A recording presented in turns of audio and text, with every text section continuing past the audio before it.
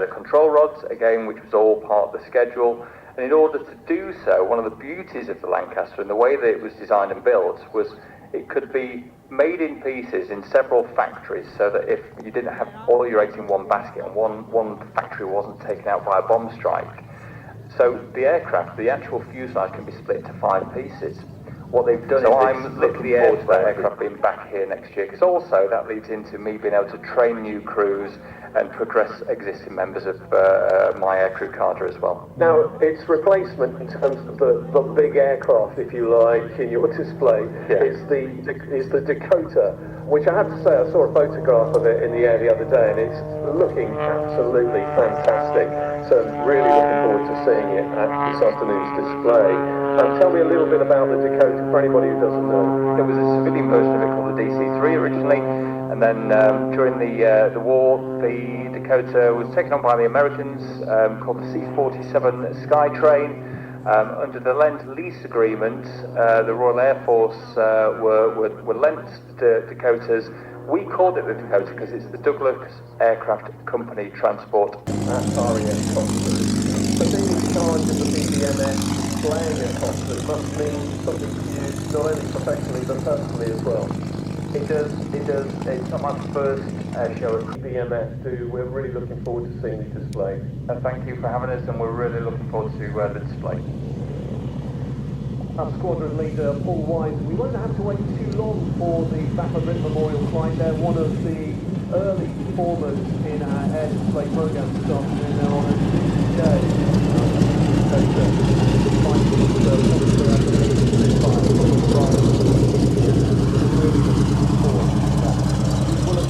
Arrivals here at RAF Cosford, a Mustang, P-47, the jet pits, all just touched down as they prepare. Near Andover in Hampshire are 2 Apache helicopters, again due to display along with the Wildcats with the Army Air Corps display a little bit later on this afternoon. It all means with these arrivals that it's not long now until the start of the air display, and as is tradition, the RAF Falcons will be literally dropping in on us to get proceedings underway. Well, my colleagues Andy Pawsey and Ben Dunnell will be taking you through this packed programme this afternoon. Due jet reform, having to pull out. But the organisers have done a fantastic job, haven't they, finding replacements?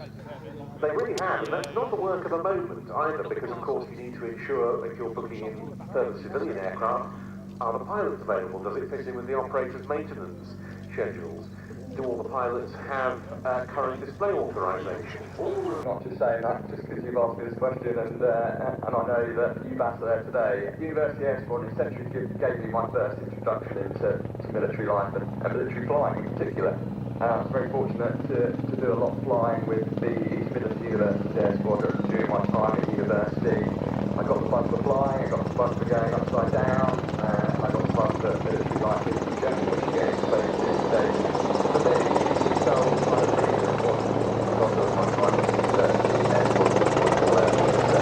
The first question should be, how was it? It was fantastic. We were blessed with absolutely beautiful weather at both the locations at Four Bay and the Midlands Air Festival. So we were very lucky for that. It allowed us to do full shows.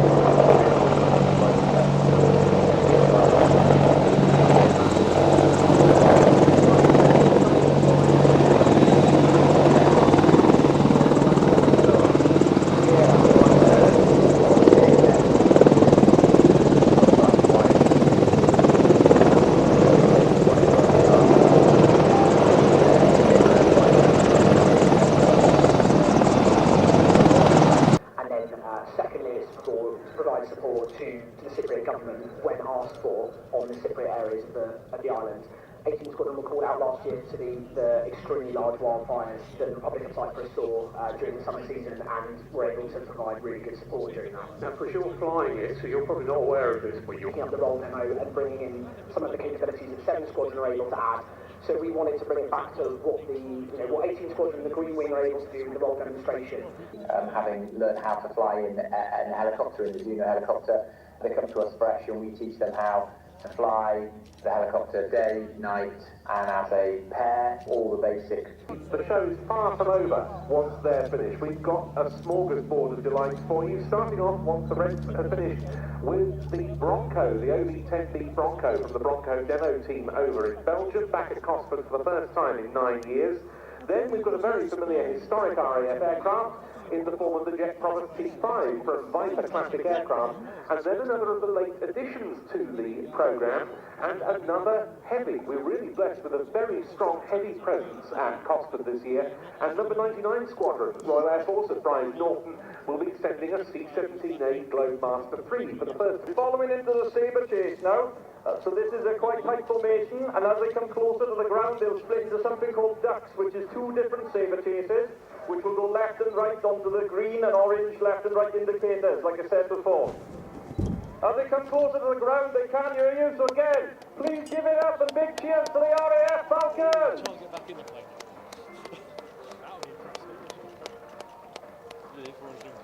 As they come into the drop zone, the first is Flight Sergeant Mark Clayton, Sergeant Marcus Shields, Sergeant Jed Evans, Sergeant Luke Pease, Sergeant Matt Hyam, who Jeffrey the Giraffe is flying in with today.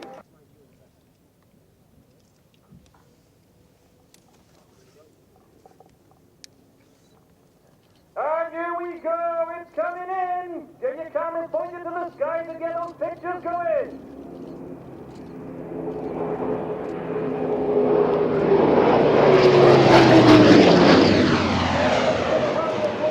And a massive cheer to the superb display from the 2026 Royal Air Force Falcon Parachute Display Team! The RAF Falcons are online, so please do follow us or contact us. We would love to see your photos and videos of the team today, and hope you share them with us on Instagram at RAF Falcons, and the same on Facebook. Thank you very much.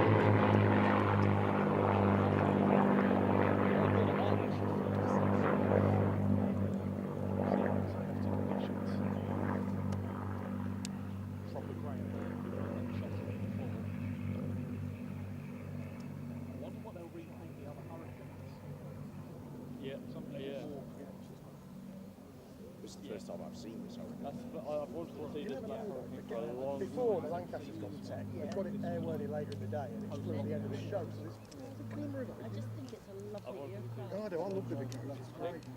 Sounds good as well. Yeah, I just love it.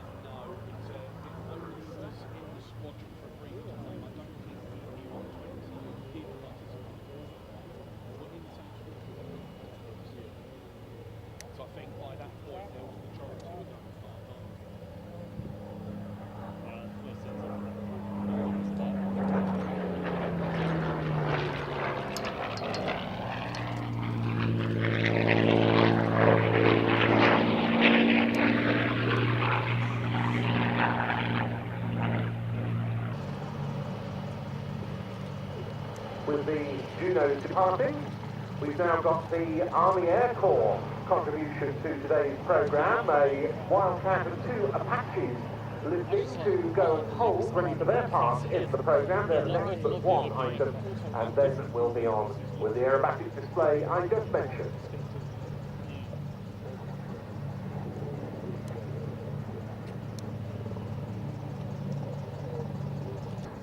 Contribution to today's show from the Army Air Corps, you can get up close to another of their Apaches in the static park, and in fact we've got a second Apache in the static, the Apache Guardian model of the Royal Netherlands Air Force, part of their contribution to the RAF Cosford Airshow 2026.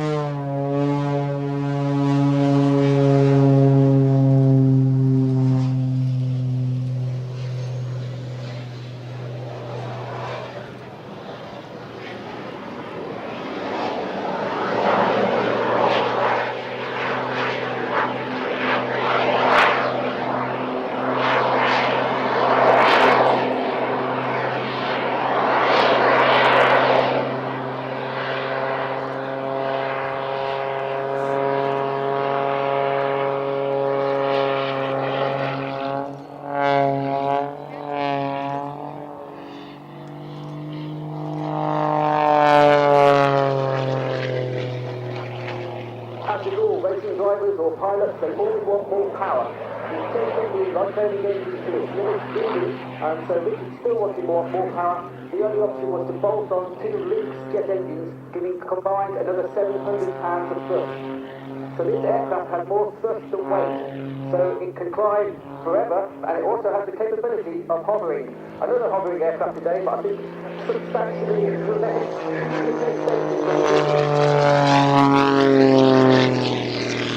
And we've seen an incredible power-to-weight ratio demonstrated throughout this display. Before we get to the next burst of jet noise, Colin, what sort of engine controls does he have in the cockpit, given the 2 different types of power plants? He has a manoeuvre, a partial flat inverted circle.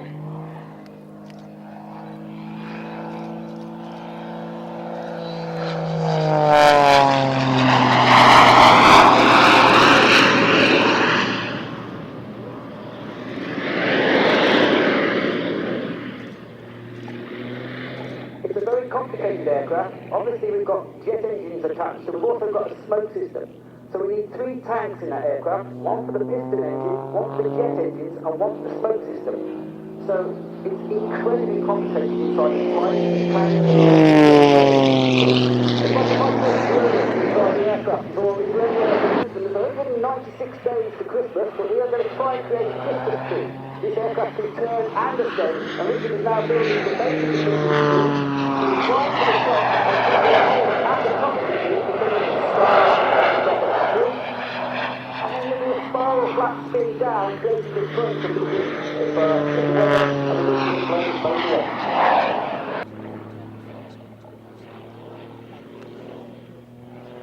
Now, I'm sure other people in the crowd will have seen a standard at some point giving an aerobatic display in the past.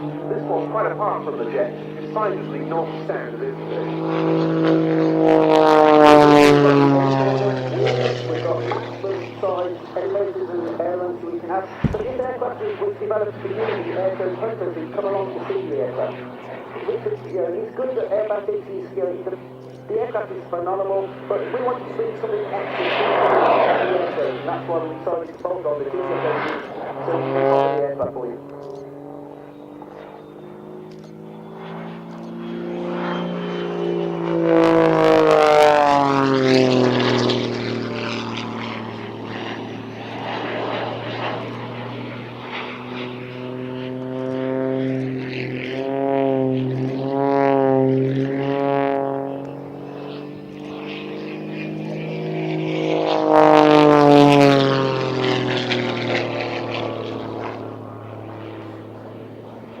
These jet engines are quite dirty. They'll need 60 litres of fuel, and also also will get to 20 litres of smoke oil. So the actual overall weight of the aircraft will depreciate and reduce quite a lot through the actual 10-minute display.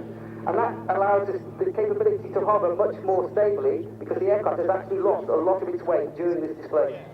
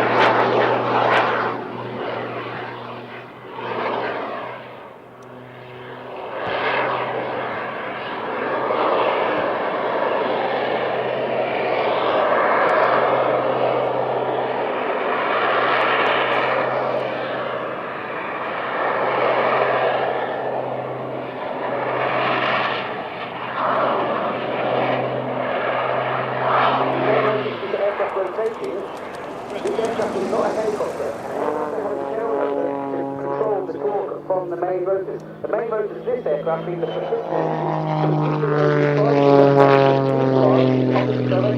I'm down to tail rotor, there's nothing you can do to stop that. Now, one of the main attributes of the modifications to the pit's design is the ability to give the aircraft better low-speed handling performance, isn't it? Because of the sort of hovering manoeuvres that he's doing. Am I right? You are right indeed, and also to be able to keep control of the aircraft if we have an engine flame out, and the larger increased control surfaces allow the aircraft to remain in control even if we have one jet engine flame out. This was a project that, as you intimated earlier, took many years to bring to fruition, didn't it? 3, 4, 5, yeah, I can't remember that when we first started, but I've never met another more passionate person. Not only about aerobatics, but the pit special aircraft himself. He's absolutely passionate about pit special. If it wasn't going to be a pit special, it wasn't going to happen. So.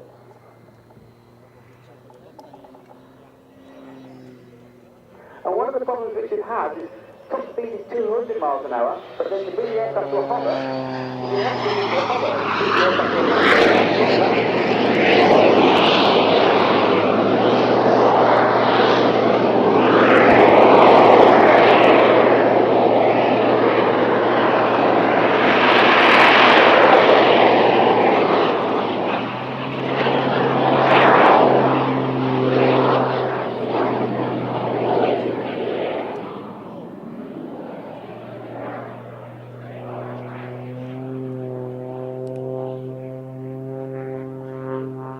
Richard is a former RAF pilot, one of the reasons he so enjoys displaying at the Cosford Airshow, and indeed his father, the late Ken Goodwin, was a renowned RAF aerobatic pilot, famed for his Hunter and Lightning displays.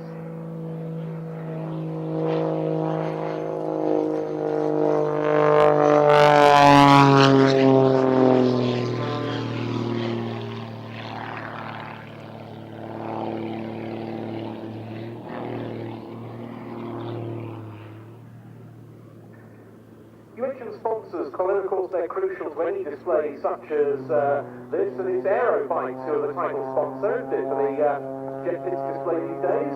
Aerobites make every single flight safer, but also the contribution they bring is also to off-season. Richard can't just jump in this aircraft at the beginning of the summer and just do these manoeuvres. You have to train all year round, and so therefore the funds are needed all year round. And without our sponsors, we simply couldn't bring this aircraft to you today. And a really good chance to see the sponsor's name on the upper surfaces with another fantastic low-level 9-8 car.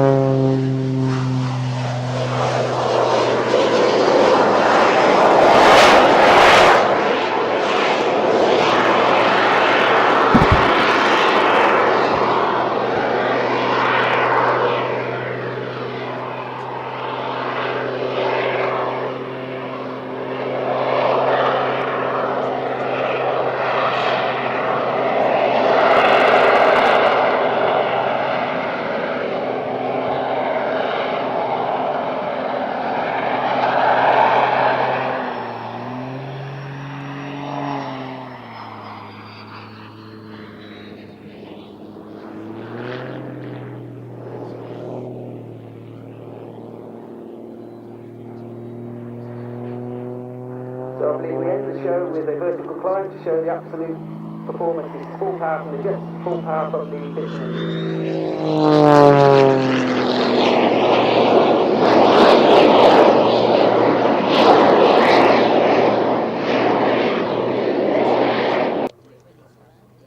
Well, we've enjoyed Rich Goodwin and his display for many years at Cosford. That was absolutely another level. Confess, I took the opportunity to jump out the commentary box to get the full effect, and my word, the sound of those two jet engines with the propeller was something very, very special indeed.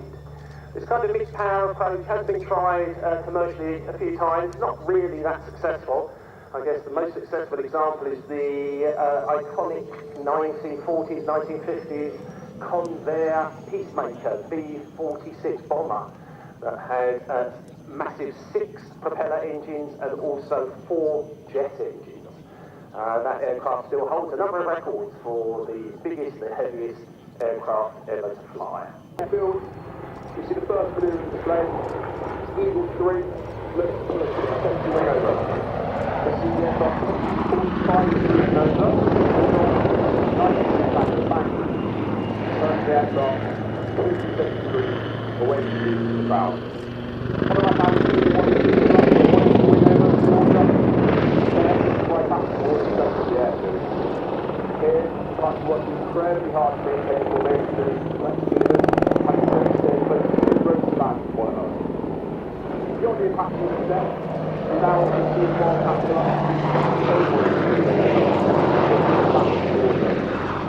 the wing over is one of the most different ways for a helicopter, and there we're flying an even more dynamic wing over this time.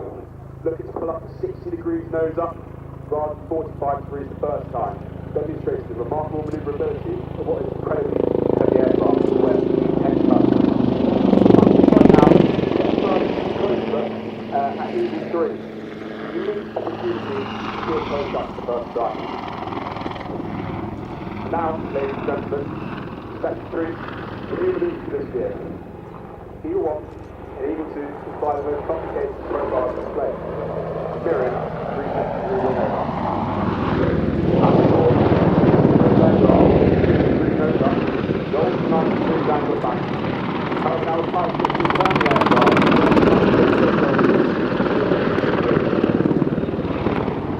Meanwhile, in depth, speed 3, pull a 270 wing over before it moves up to your left. And door power. Now, a great opportunity to grab a photo of all 3 aircraft with the same camera phone for the first time. Blue Eagle will now do an opportunity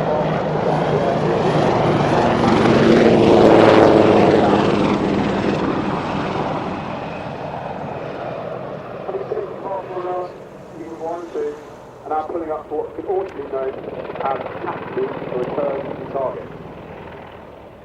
Operationally, this manoeuvre is turn the aircraft to 180 degrees. In the Apache's case, then employ 30mm cannon or 2.7-inch rockets onto a target. This is particularly useful in the low-level environment where the enemy may attempt to ambush or take opportunistic shots. It's quickly possible in order to neutralise that threat.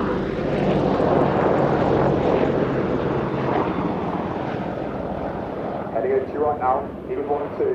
That's the final 270 degree clear and wing over.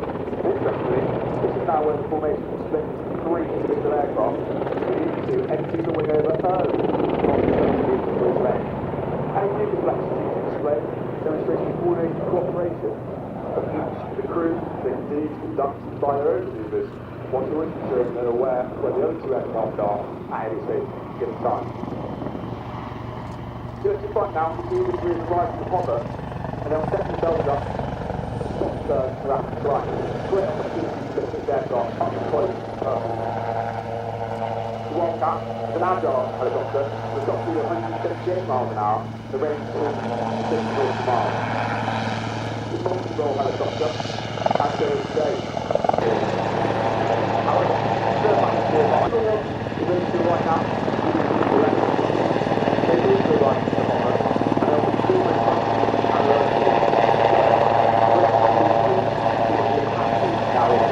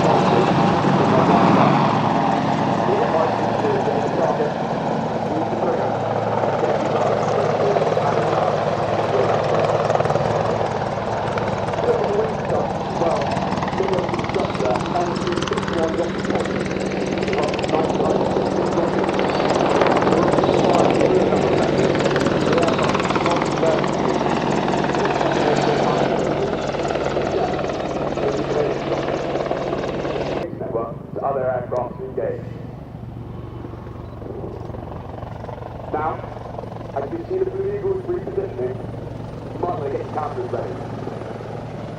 Blue Eagle 3 to our path, today is led by Captain Spitfire. They count 1, 2, by 7 standards. Blue Eagle 1, flown today by Naval Rocket Crane, being pushed to jar. Blue Eagle 2, flown by Captain Schroeder, one of our expensive patch instructors, now employed by Boeing. Instructor, Settler, and instruction instructor, Captain Avro. Ladies and gentlemen, please put your hands together for the 2026 Army Air Force Display Series.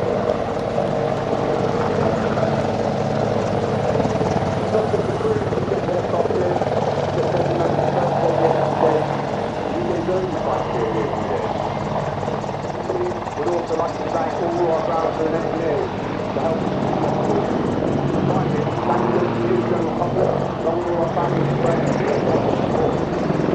You'll find the links back at Army Air Force,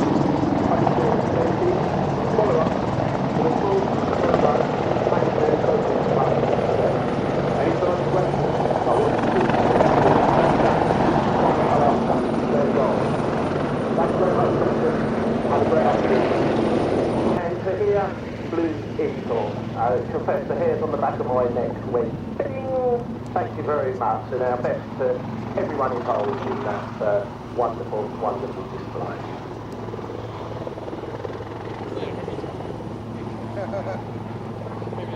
So just to bring you up to date with what you can expect in the next hour, I'm expecting one of our classic displays next, which will be the AS-21 glider, and as we roll past the hour, we will go back to some Royal Air Force heavy metal with the shape and the sound of the Typhoon, and then we'll turn to one of our larger aircraft from the Royal Navy Air Force.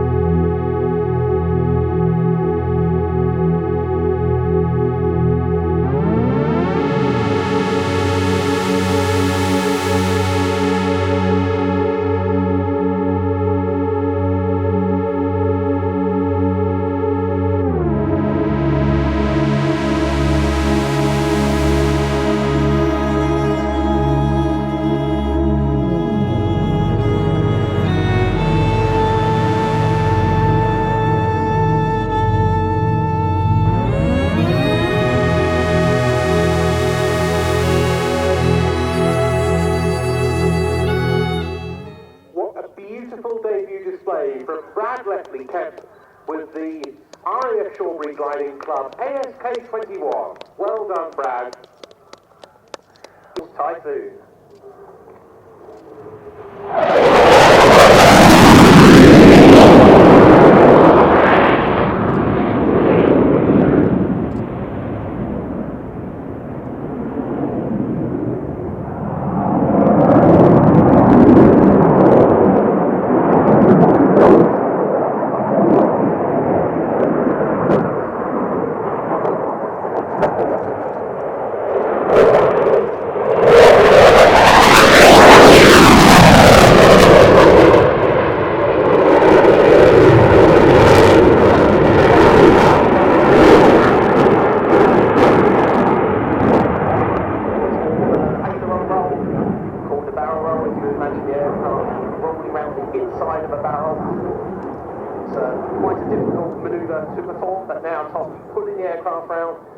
The G increases as he comes onto what we call the B axis directly in front of you.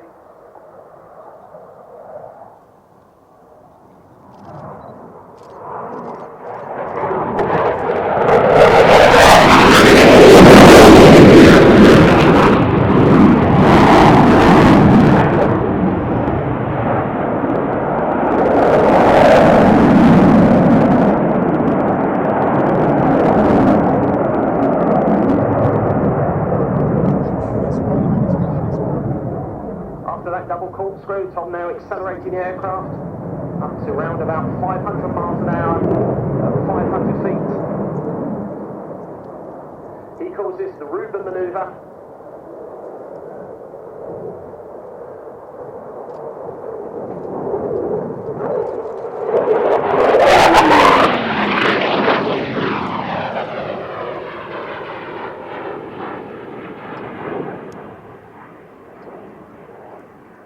then once again, one of those Derry rolls to reposition, named after John Derry, very famous test pilot and display pilot from the 1950s, when from the aircraft in one direction would turn in the other.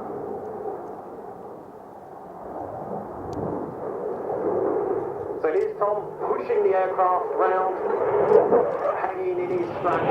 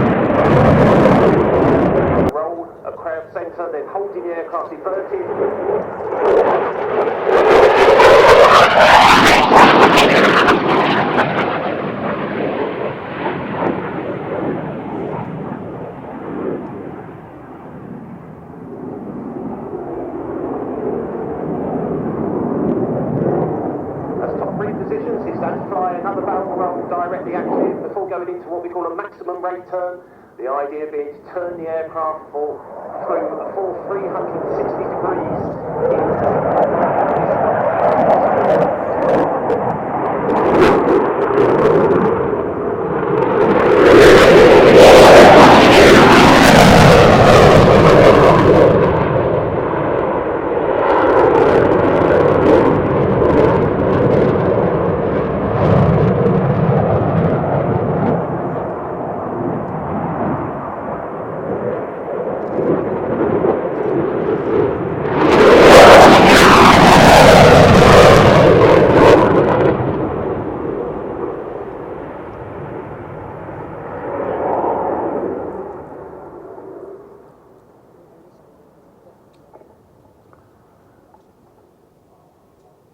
again, Tom opening those throttles up even further, just below 700 miles per hour on this pass, as he goes into a high-speed double aileron roll.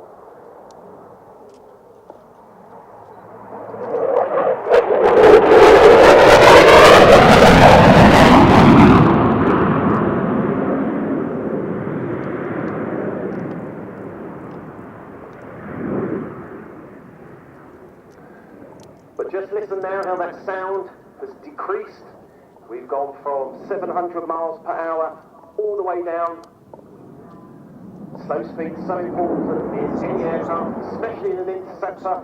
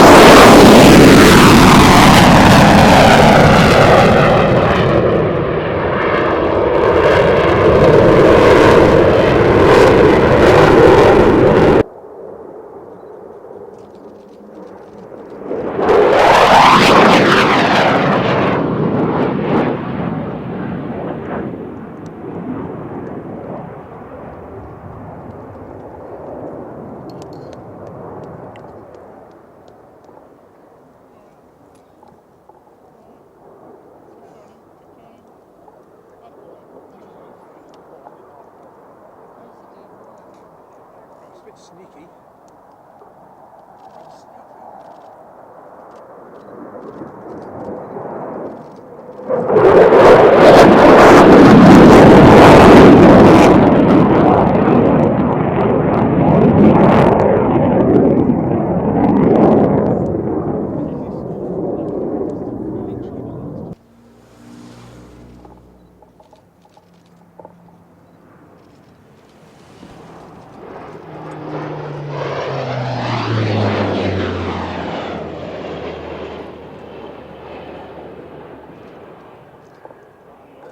And this concept of stretching a Hercules has been around for quite a long time. Indeed, the Royal Air Force did it some years ago with their C1 and C3s. The point being that You sort of ran out of volume before you ran out of the amount you could lift.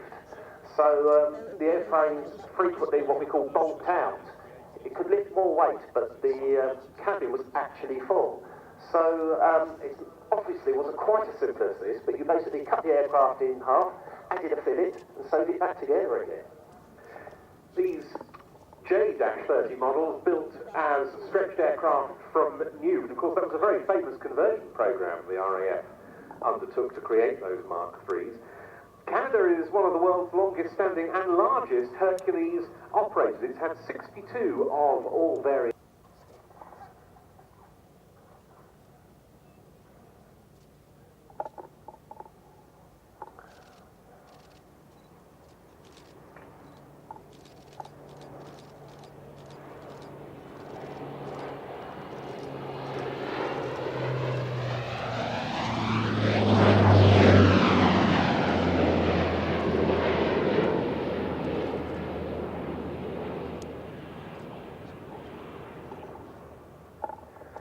And it's incredible to believe that Hercules has been in service around the world since 1956.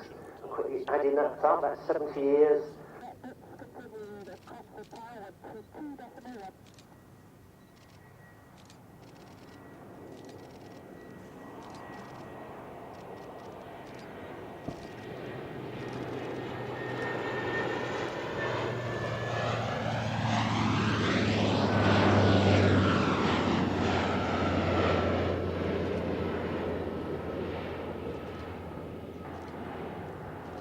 And it's nice to be able to say Royal Canadian Air Force again, because for many years, in fact since the late 60s, the Canadian Armed Forces were unified.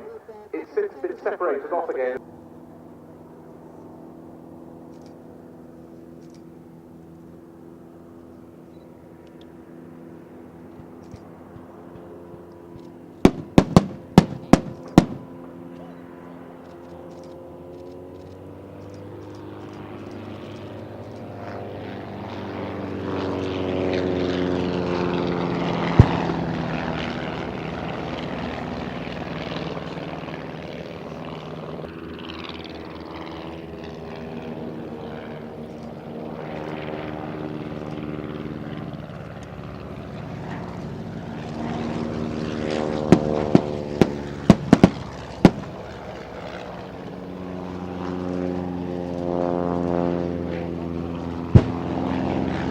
Now, a lot of this came down to tactics. What, in fact, was the best tactic to use? Was it better that now classic World War I dogfight where you turn hard, hoping you could outturn your enemy, pulling the stick back hard as you could, just to get a bead on them? Or was it better to sneak up behind, to get it hard, hit hard, and fast, without them ever knowing you were there? Just literally shoot them in the back.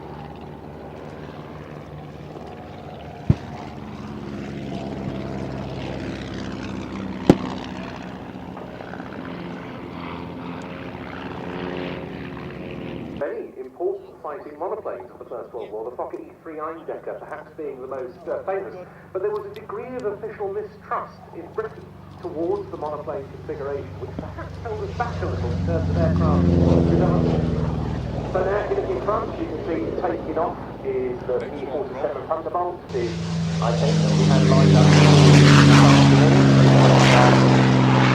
In fact, that's in Sunday as well. On our commentary position, we're quite a long way back, so we don't have the best view of what's actually on the runway at any one time. But ground here at the RAF Cosford Airshow, and operating from this airfield, it's the Boeing B-17G Flying Fortress named Sally B.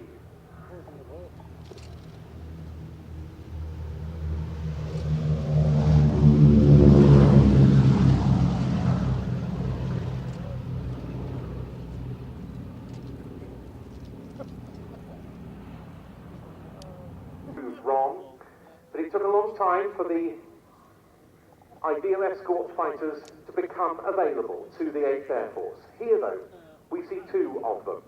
The Republic P-47D Thunderbolt and an Australian-built version of the North American P-51D Mustang forming up on the B-17.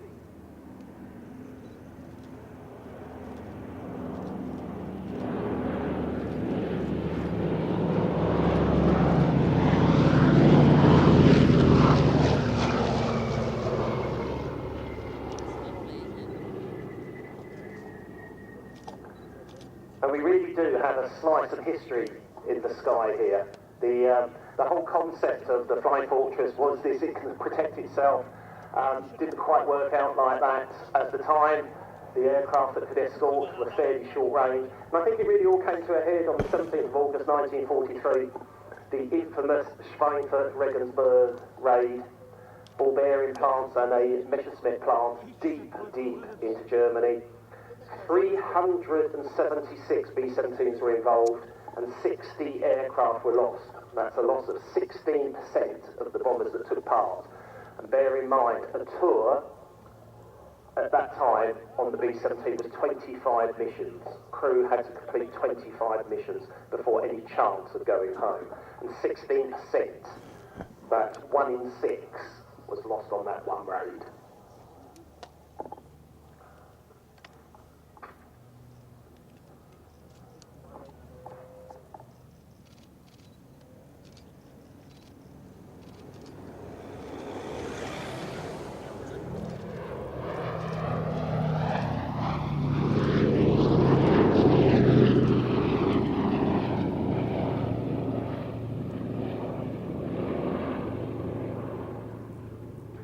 Operating from bases in East Anglia, the 8th Air Force was operating by daylight, the sort of missions that the RAF, as I said, had abandoned. They were flying against German industrial facilities and transport and resupply networks, and that lack of fighter escorts early on, or lack of suitable fighter escorts early on, really did hit them hard. RAF Spitfires could hardly escort the American bombers any distance into Europe, but the P-47 and the P-51 in particular that we've just seen with the B-17 changed all of that.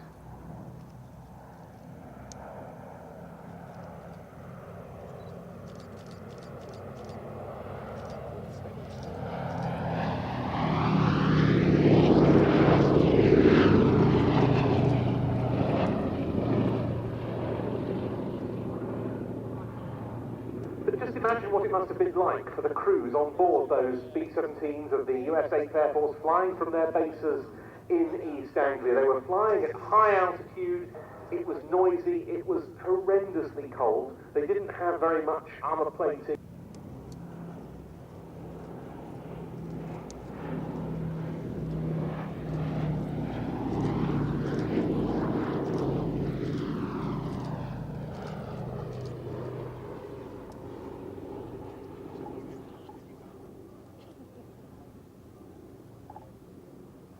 The scale of things is also just phenomenal. I mean, we think there was a time during 1944 when 42 airfields in the UK were home to B-17s. Generally, the idea was there'd be up to 36 on an airfield. Just imagine an airfield with 36 of these. And for a, say, standard raid, getting airborne at just after first light, sometimes as early as that, sometimes a little bit later, could be 200, 300 aircraft spiralling up from airfields. And because even when escorted, these aircraft flew in very tight formations. It was all part of the, if we fly together, we defend each other.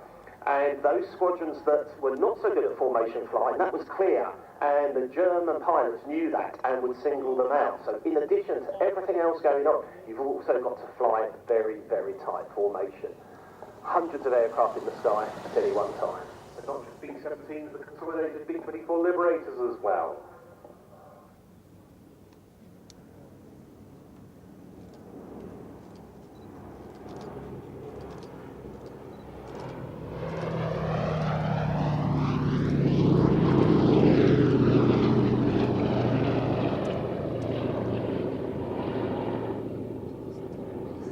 And you mentioned the scale of it, Andy, and this, in large part, is what Sally B is all about, isn't it, as a flying memorial. The 8th Air Force, flying from East Anglia, suffered almost half of all the US Army Air Force's casualties of the war, including 26,000 men dead. Its bombers, including the B-17s, conducted more than 440,000 sorties and dropped nearly 700,000 tons of bombs. And this, above all, is the aircraft that salutes the men who made that effort possible.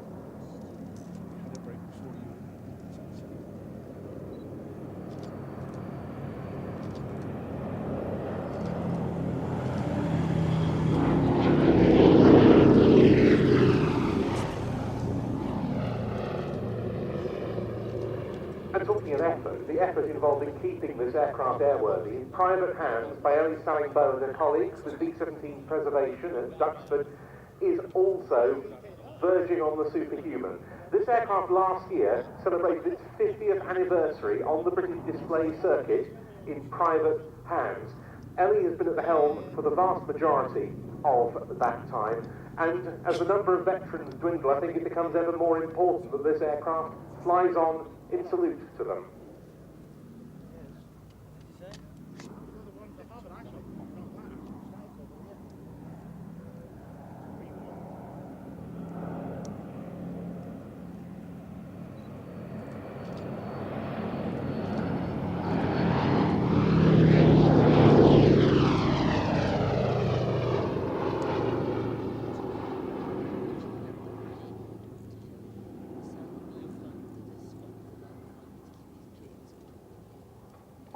And as you mentioned earlier, Ben, that this is the G version with that chin turret. The version before the F, the Foxtrot, was vulnerable head-on. And if you think of a fighter, well, its weapons are forward-facing, so it is going to come straight at you. And it was a very common tactic at the time, and we used it during the Battle of Britain as well. That if you're facing a formation of bombers and you are attacking them with fighters, you fly straight at them and open fire at the last minute. That's just beyond belief. Once again, that sort of heroism that will never be forgotten as long as this aircraft flies on. As I say, it does so in private hands. It doesn't receive official support. A very big part of the effort behind this aeroplane comes courtesy of the contributions made by private individuals.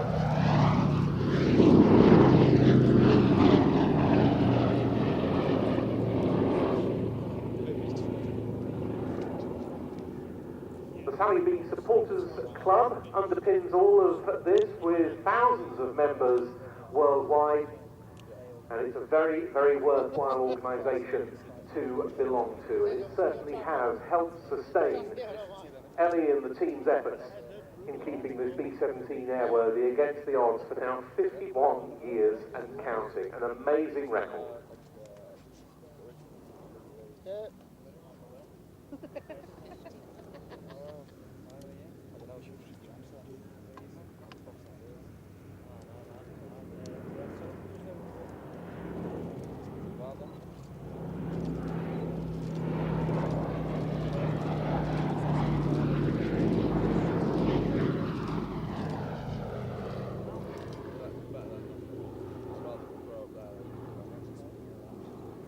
Given that it's flying here as an RAF station and one of the homes of the RAF Museum, we ought to say that that disastrous early use of the fortress by the RAF wasn't its last activity in British service for war.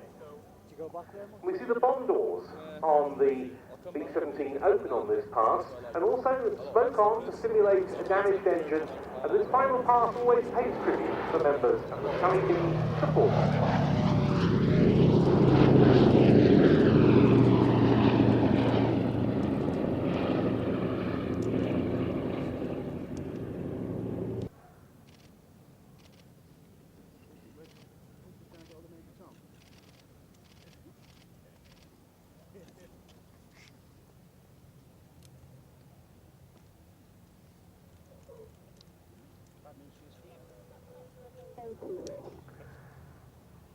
And there it is, down on Cosford's runway. Thanks so much to Ellie Sallingbow, the operator, for making possible this unique spectacle at this year's show, and to the flight crew, Peter Kuipers, the captain, Pete Kinsey, the co-pilot, both outstanding pilots on the historic aircraft scene, and making operating the B-17 from this relatively short runway for it look a bagatelle. But it is. It looked like it was landed at Heathrow for a moment there. Beautiful, beautiful.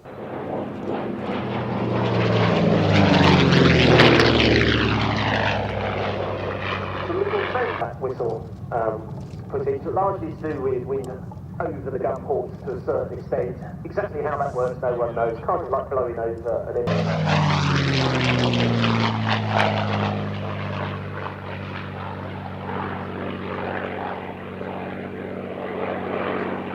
sometimes the early marks of Mustang don't quite receive the press they should. Originally, with a different engine, didn't quite live up to expectations in the dogfight high altitude role, but was certainly a handful at low level. It was, of course, when the airframe met the Merlin, the Packard Merlin, the licensed film version, that the aircraft really delivered. Yeah, and the British was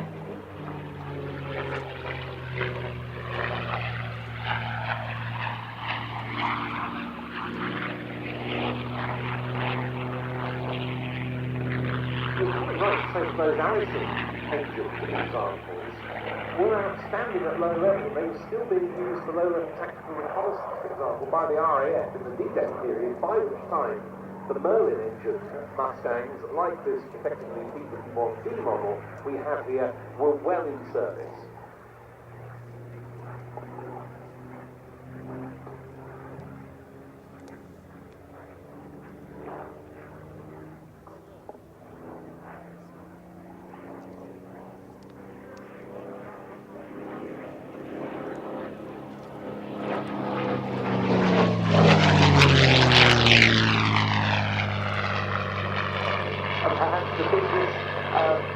Success story of the Mustang is its wing, which is known as a laminar flow wing. Now, even though we're at the Centre for Engineering Excellence at the Royal Air Force, I won't bore anybody with a lecture on aerodynamics, that's for another day.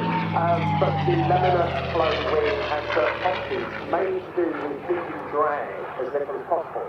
And drag is nearly always a bad thing in aviation. It's the thing that slows you down, it's the thing that eats up your fuel. This wing had very low, both induced and parasitic drag, which meant not only could it go quite fast, that wasn't the issue, it could go quite fast without using too much fuel. And then when you put drop tanks and everything on, you get an aircraft that could escort bombers deep into Germany and back to the UK. And that, as you mentioned, was the game changer.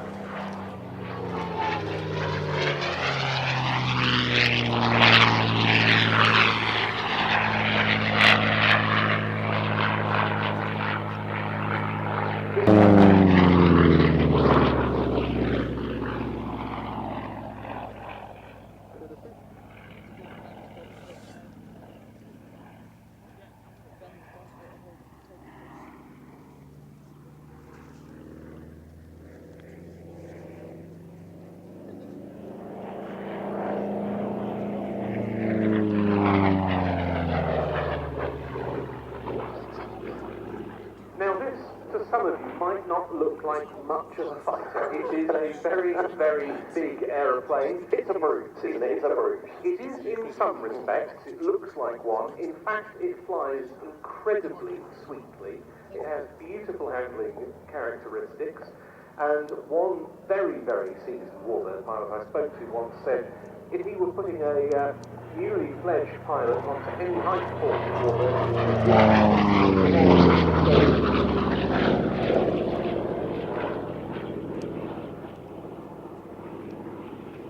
very large and very heavy for a single-engine aircraft. In fact, the P-47 weighs 3 times heavier than a Mark 1 Spitfire, and even twice as heavy as an 8 Spitfire, the Mark 19.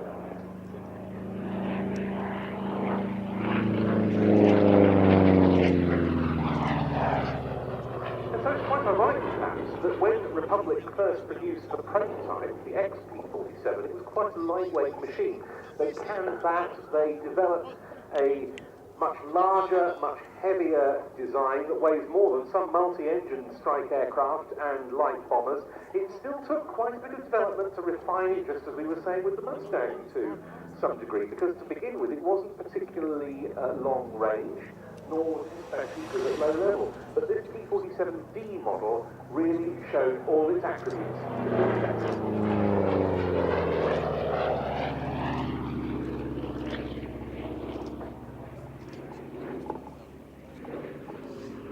0.5 on the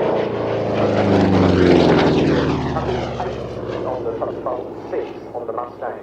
And also one of the defining features of the Thunderbolt, as you'd expect from something that powerful and that heavy, was that it came downhill very quickly. Its dive was incredibly fast but controlled. And remember, in an escort fighter, generally you've already got the height, and what you want to do is pounce on the enemy as they come up to meet you. So that dive is so important. And I'll tell you what, one of these things is really wound up in a dive, as this one sometimes it sounds fabulous as well.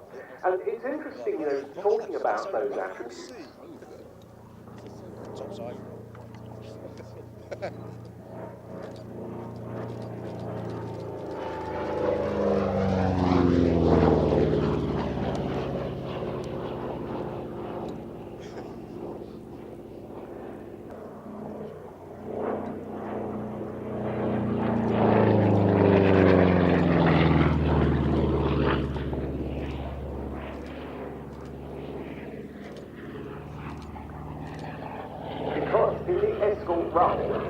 The priority task is to protect the bombers, not necessarily to shoot the enemy down. Nice if you can, of course, but what's key is to defend the bombers. So getting amongst any intercepting fighters as quickly as possible is often enough, was often enough.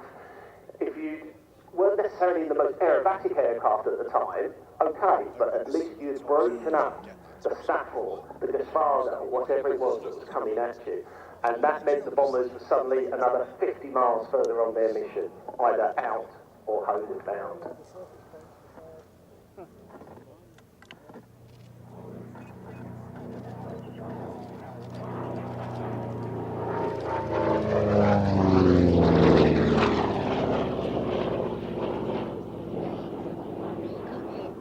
The P-47 was also the most numerous American fighter of World War II. More than 15,500 were built. This is the only one now flying in Europe.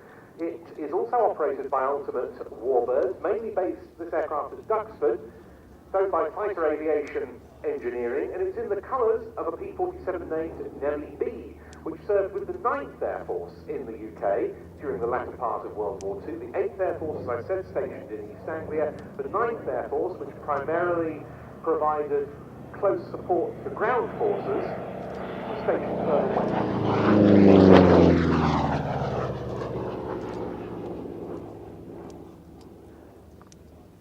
And in the case of the original Nellie B, that was at Ibsley in the New Forest in Hampshire, and it was with the 48th Fighter Group. And in a nice bit of historical symmetry, today's 48th Fighter Wing, descendant of that group, is still stationed in Britain, flying F-15Es, F-35s from RAF Lakenheath in Suffolk. And the wing has often welcomed this P-47 to Lakenheath for Heritage Days and so forth. Wonderful then and now link.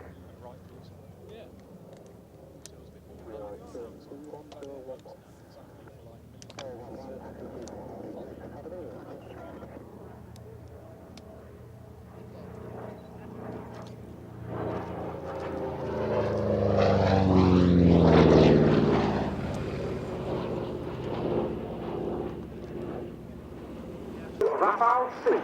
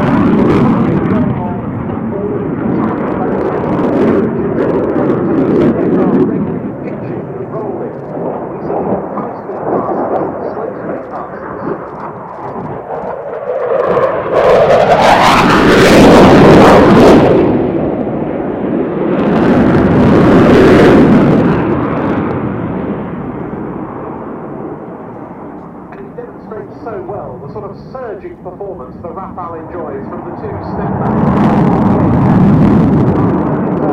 engines, which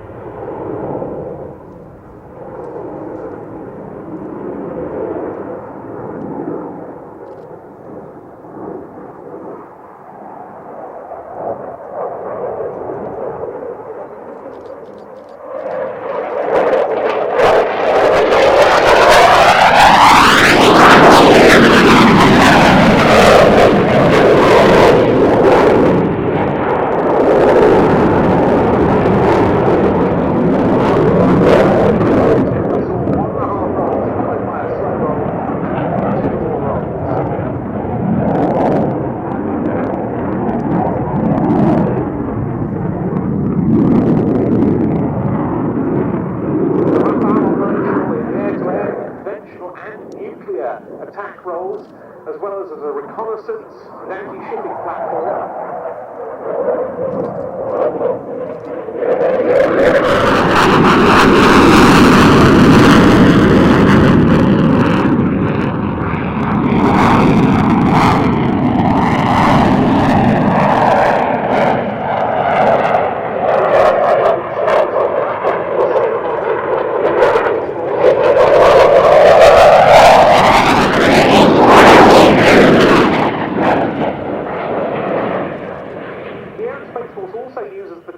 Rafale B, not only as a convergent trainer, but also as a two-seat combat aircraft.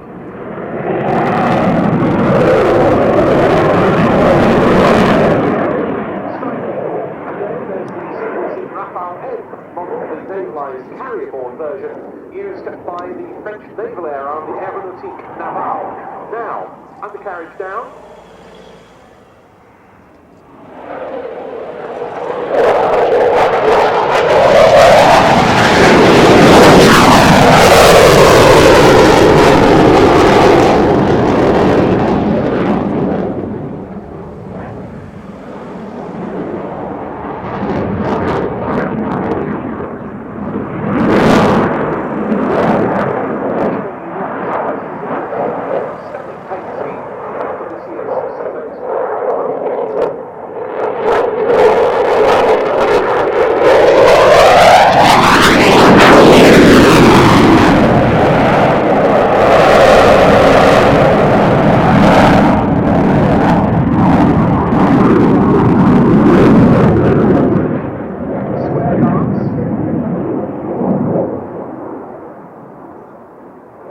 Describing a square in the sky in front of you with a derry turn at each of the corners.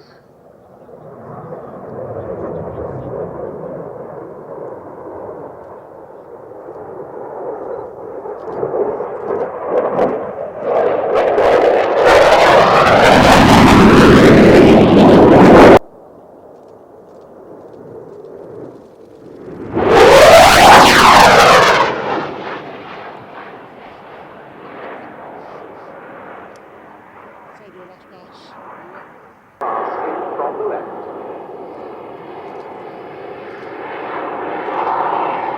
Down around 100 knots.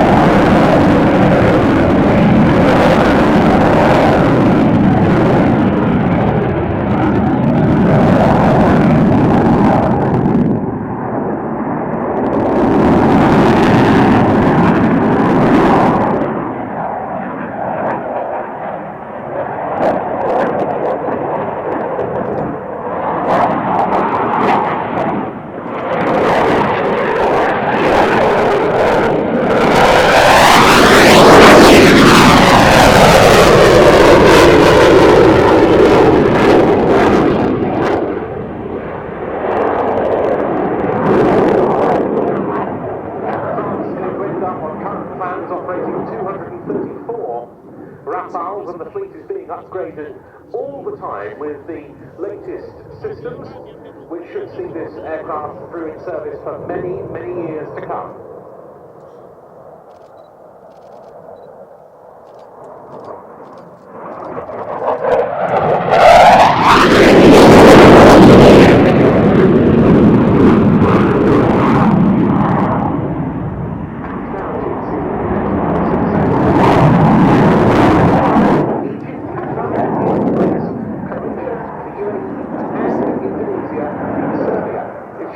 To add to that.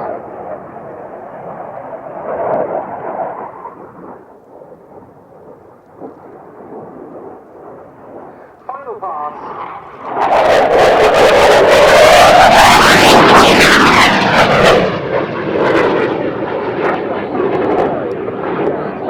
Dassault Rafale C.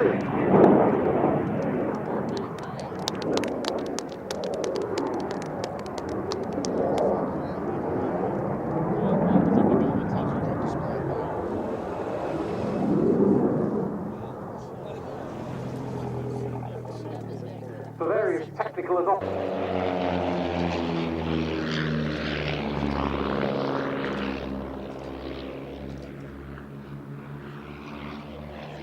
the first of those was number 114 Squadron in Cyprus, countering the Greek separatist movement EOKA in the late 1950s, and they flew visual reconnaissances with army observers in the back seat. They flew convoy escort missions, mail drops and other tasks, and in that the tremendous agility of the Chipmunk was really important because they were flying over the Troodos mountain ranges or low, deep inside valleys, and so being able to turn tight and potentially get away from enemy attention was a real boon.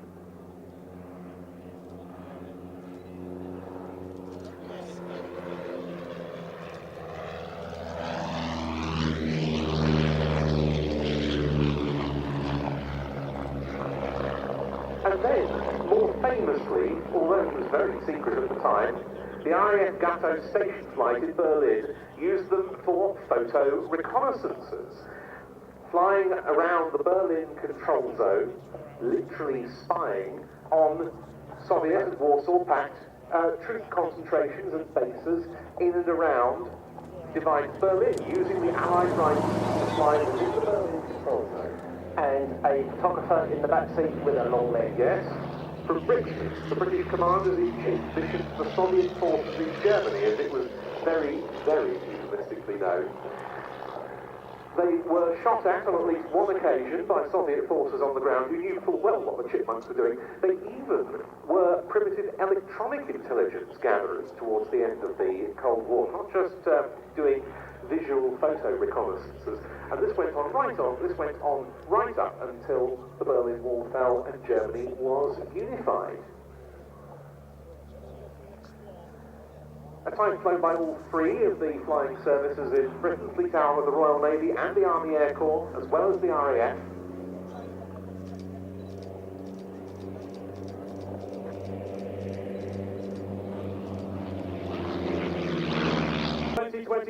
Royal Air Force Aerobatic Team, the Red Arrows.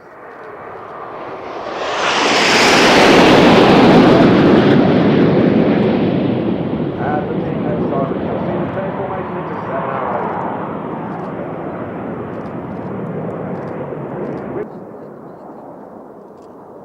Go, off, go!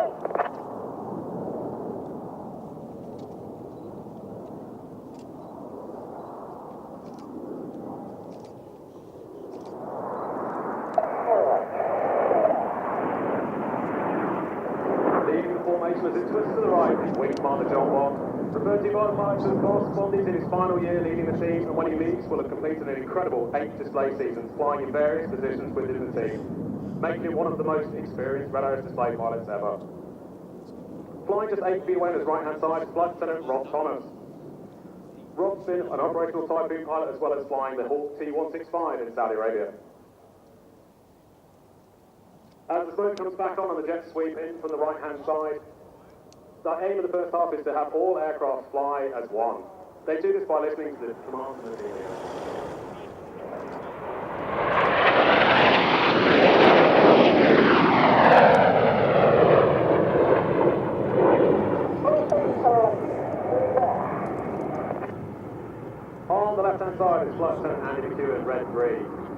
former AV-8B pilot and has also flown the F-35B 5th generation stealth fighter from RAF Mara.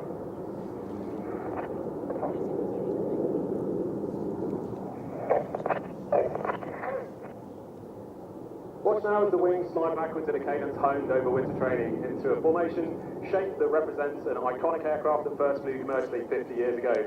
As the aircraft roll out towards us, look for the shape of Concorde. I'm just lucky.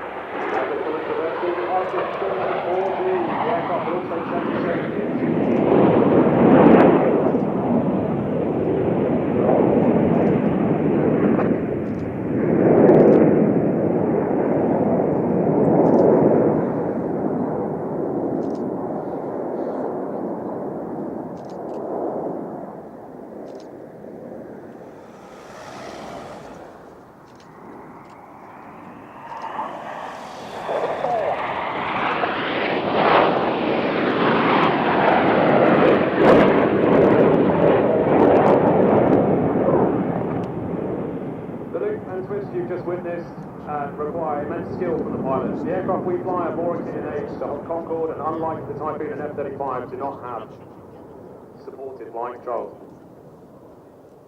This makes the smooth flying required in formation even more impressive. They're now in their longest shape with Red 7 dropping right to the back. Wherever they are in formation, the pilots are always taking their references off the team leader. Keep watching now with a splash of colour. This is Blackbird.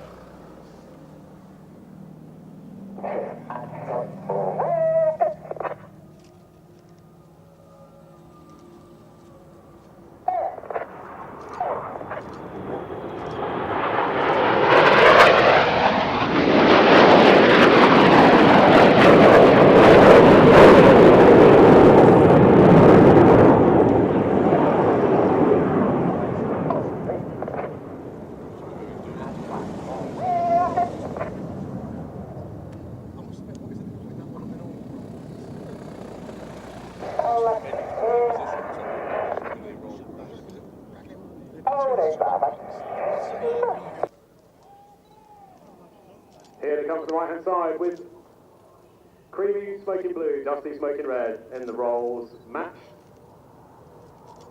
Keep watching with the colour changes that come round to the right.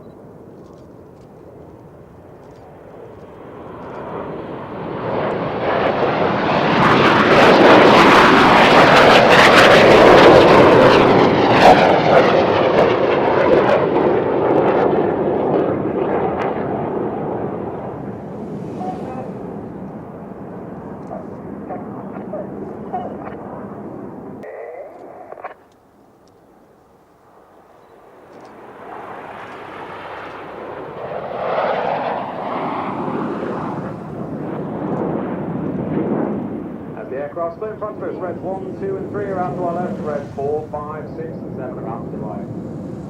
Section to the right is led by red 6, Lieutenant Jules Hopday. In his first year as the synchro leader. And this is setting up for the first head-to-head pass of the show. These passes are all done visually judged with no cheating timing from GPS or anything like that. They're using features on the ground and matched flying mechanics.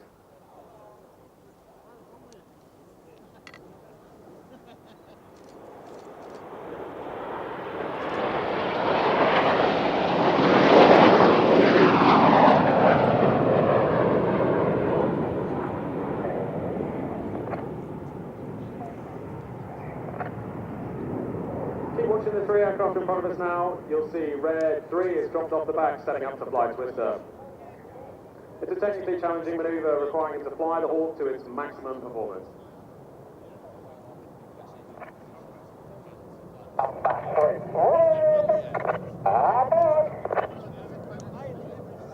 You'll see him flying tight barrel rolls around the smoke from Reds 1 and 2. The constantly changing vector from Red 1 makes this difficult to orientate.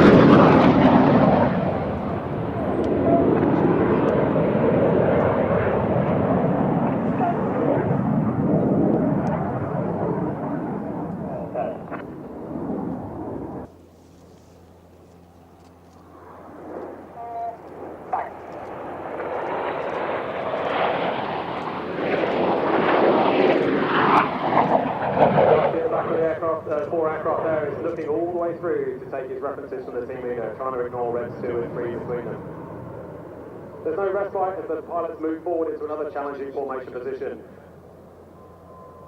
They've moved up into line abreast, with the boss known as Tango for us. They're looking down their right hand or left hand shoulders directly towards the boss.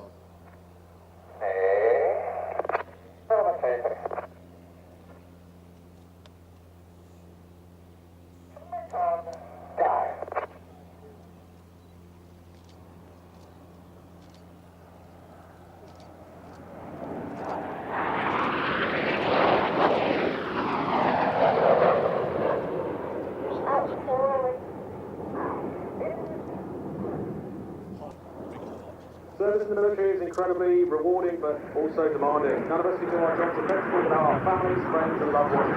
This hard to specify the dedication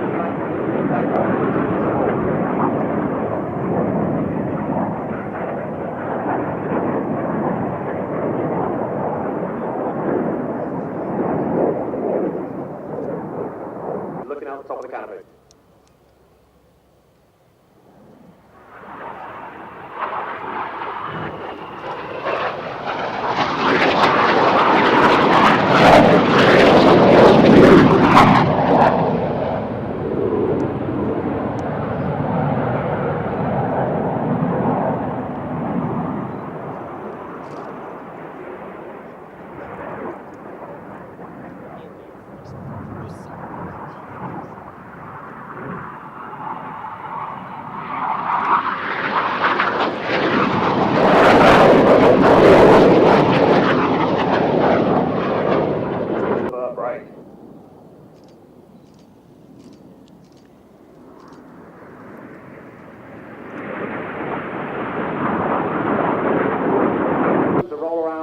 Stop his roll before reversing it for sidewinder.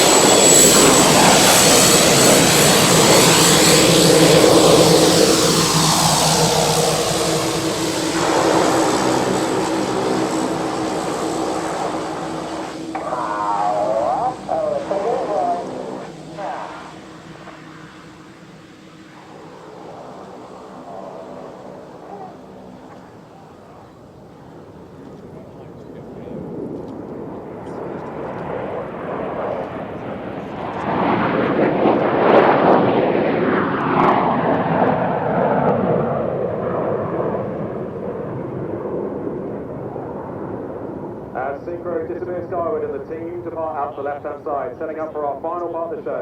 And we'd like to thank you for coming out today, supporting these events and appreciating how amazing aviation is. We always love seeing pictures, so please do link us in anything you call on social media using the hashtag Red Arrows.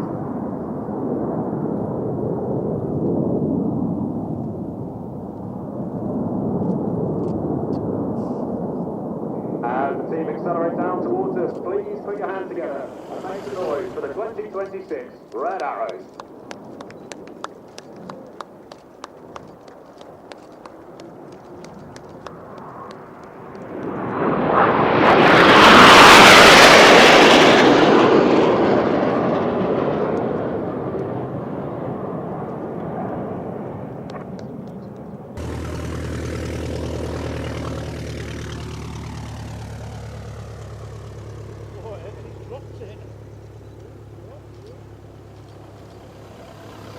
Bronco OV10. Works very well here at Cosford for reasons that will become clear very quickly, I think.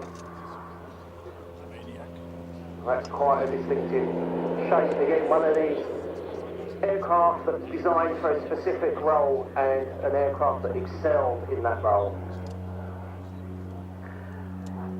That specific requirement underpinning is as well. Twin crew has to be able to withstand between +8 and -3 G. It has to be able to fly aircraft carriers at a top speed of 350 miles an hour, carry 2,400 pounds of cargo or 6 paratroops and stretchers, and a great deal else besides. And the result was the North American Rockwell OV10. And straight from that spiraling climb up to about 1,500 feet, this is the faster end. With this aircraft, it's not about speed, and we'll come on to that in a moment, but this is opening up to around about, I'd say getting it towards the 300 knot mark.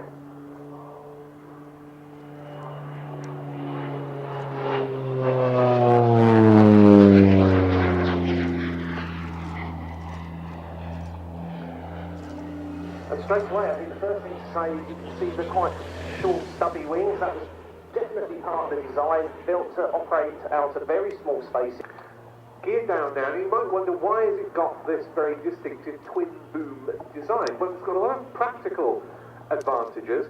For a start, it enables cargo or paratroops to be dropped from the removable rear fuselage. There's a sort of hog type arrangement on the rear fuselage. In fact, there's a Bronco over in front.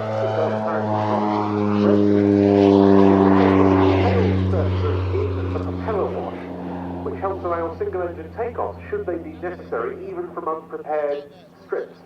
And, crucially, the crew have got excellent visibility from the cockpit. They're sitting well in front of the engines. And when you compare this to the smaller forward air control and battlefield reconnaissance aircraft the US military had operated before that, the advantages are just so numerous. It's much faster, so it can reach its operating areas much more quickly. It can cruise at higher altitude, very small arms, fire, range. And that flat 360 we saw just then is very much what this aircraft spent a lot of its time doing, a kind of loitering, because its job was to observe and then, as necessary, call in other assets to maybe attack a target, it may be to carry out further reconnaissance. But this aircraft could call up firepower from ships offshore. As well, so it could also carry out its own ground attack. Yes, and all of this was... But one of the great things about the Bronco was that, as we say, they were able to call in strikes by fast jets. They were even able to do laser designation of targets for example, US Air Force F-4 Phantoms in Vietnam. But the Broncos themselves could do a great deal of damage to a target before the dedicated strike jets even got there. And as we can see in this tremendous display, it's a really, really agile machine as well, isn't it? Rather belying its appearance. Indeed, it had to almost turn on sixpence to keep a target or keep an area in view, and that helped by the magnificent kind of... There's a lovely view of it. Basically the cockpit here is like a greenhouse. It's wrapped around, and in fact it's actually wider than the aircraft is, so the two crew could actually look down by looking out the side. It could actually have downward vision. And this is very much the sort of aircraft, the relatively uncomplicated light attack counterinsurgency aircraft that's really come back into vogue in recent years. In fact, the US military evaluated some upgraded Broncos for potential use in Vietnam. They didn't procure any, but by all accounts they performed excellently. Afghanistan, I should say, not Vietnam. And there's a really good demonstration of this sort of a flight path back in 90 degrees one way, 90 degrees the other.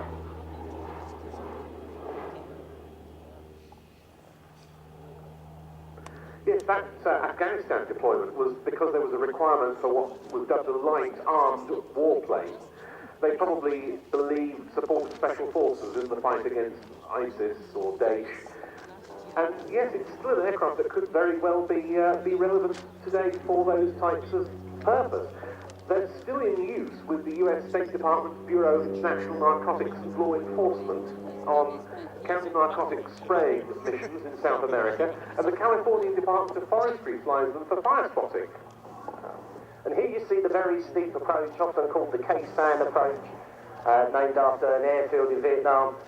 Just the type of approach you fly when the area around your airfield is still a little bit hot, to try and limit your vulnerability to ground fire. The idea being that instead of a nice 3-degree slope down to land, you basically get above the airfield, dive straight down onto the runway and stop. Flown with typical spirit by Tony De Bruyne, who's brought this aircraft over from Kortrijk in Belgium, a real enthusiast of this type and a superb display pilot. Is an ex-West German Luftwaffe target towing Bronco, hence the very bright day-glow patches that form part of the colour scheme, or a great contributor to the airshow circuit.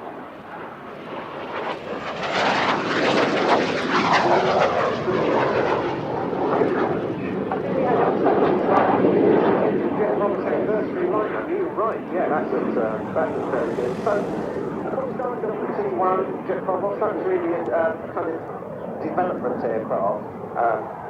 Same really with the T2. It's the T3 where things really took off, if you pardon the pun. Went into service as a training aircraft. Indeed, from 1959 onwards. And it was the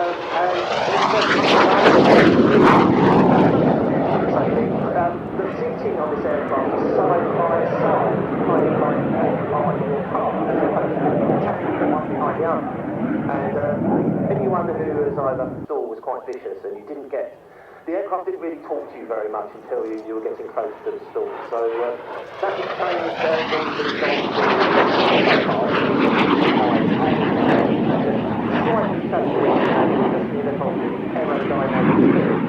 just allowed the aircraft to drum a little bit as it got near the stall.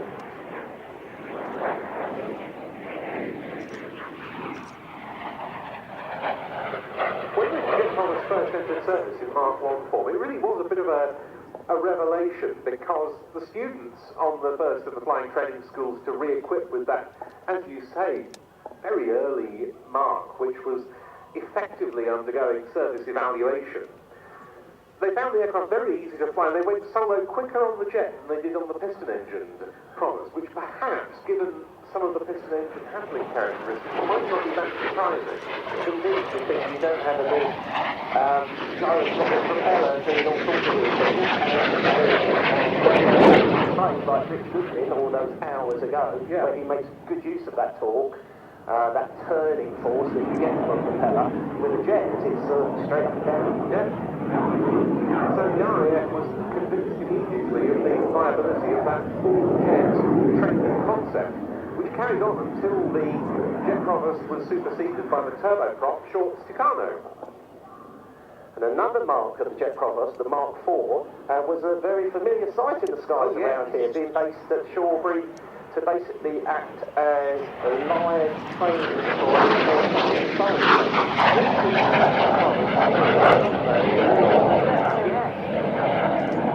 the one in the static I mentioned, the camouflage one in the South Arabian Air Force Code, started life as a Mark IV for the RAF, was never actually supplied to the unit, and was then exported and converted into the Mark IV. By 19 1993. Currently wears the markings true to form of a time at number 6 Flight Training School, round about the early 1970s. And this must be one of the finest jet proppers still flying. Its owner, Jet Bell, put it through a very comprehensive major overhaul just a few years ago. It really is absolutely immaculate. And as you mentioned earlier, it's amazing when we see, you know, these aircraft in the 50s and 60s that the engine in this was built to have a life of about 10 hours originally. It was kind of disposable because it was the engine for a target.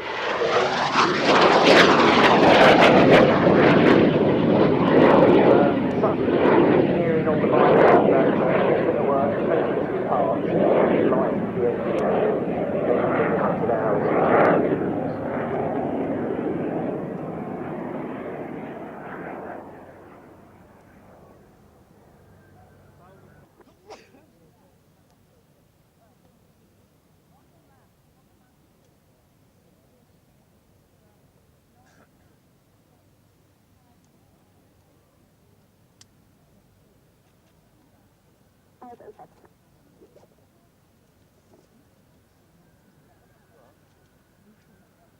C-17 holding over there. Oh yeah, it's a bit bigger. Really nice presentation of the Jet Proppers T5 from Viper Classic Aircraft by Ian Brett, former RAF Typhoon Display manager, I seem to remember, of a few years ago. Started around that time getting very into flying classic jets, flew Hunters for a while, and he's now one of the two regular pilots in the Strike Master display team that we saw here last year. Starlifter. The idea was for this platform to take on all of the Starlifter's duties, but also some of those of the much larger Lockheed C-5 Galaxy and the smaller Lockheed C-130 Hercules. So this is both a tactical and the C-17 Globemaster. Wait, he'll do a half cube. It's like gear down as well. Yeah. Flew yesterday yesterday. It's lower than Hercules, isn't it? By head of steam. Yeah.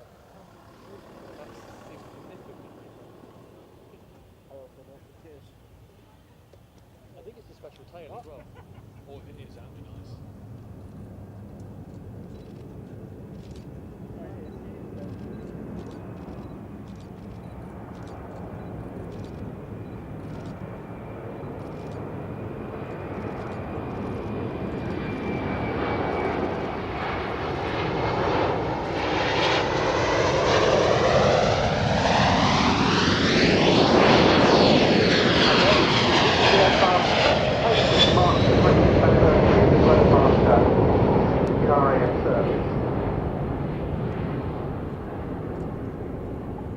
Those 4 aircraft the RAF procured were bought outright, as the fleet has been brought up to 8.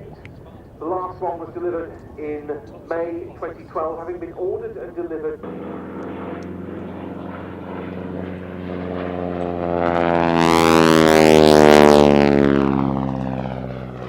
It dates from 1944. It served initially with the RAF, and then in 1947 it went to what was then the Aeroplane and Armament Experimental Establishment, the A&AE, at Boscombe Downs, the great centre of British flight testing in Wiltshire. It stayed there, latterly with, of course, the privatised Kinetic organisation, until late 2016.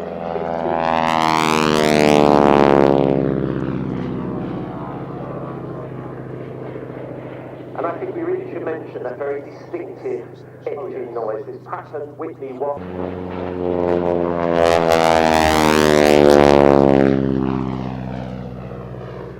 And it's incredible that this aircraft survived, because in June 1991 it was doing a photo chase of a Lockheed Hercules transport, dropping a 1-ton load for its rear ramp by parachute.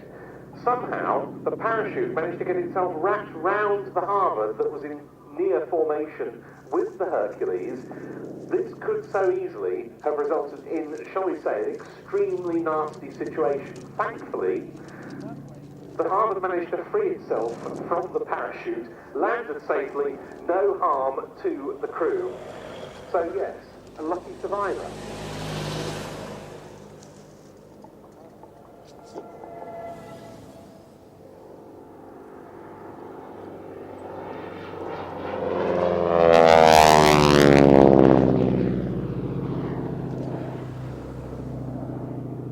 and is so often the way with advanced training aircraft, they do get pushed into more combat-related roles, whether armed or not, during the Korean War, and to a lesser extent also in Vietnam, pressed into service as forward air control aircraft, again mainly designating targets for other assets to attack.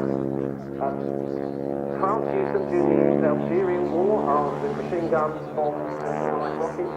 Indeed, from 1961 to 1975, Portugal also used a couple of hundred in the counter-insurgency role during the Portuguese colonial war. Indeed, I think it was the South African Air Force was the last Air Force firing in the late 1995. And they had enough to be able to fly a 55-ship flypast to mark the retirement. We used them as well. The RAF used them as light strike aircraft in Malaya against communist gangs in the 1950s. Yeah. Nearly 15,500 of these aircraft were built in total. It's gone under all sorts of names. Harbour to the British Commonwealth Forces, T6 and AT6 Texans to the US Army Air Corps, Army Air Force, US Air Force, SNJ to the US Navy and Marine Corps.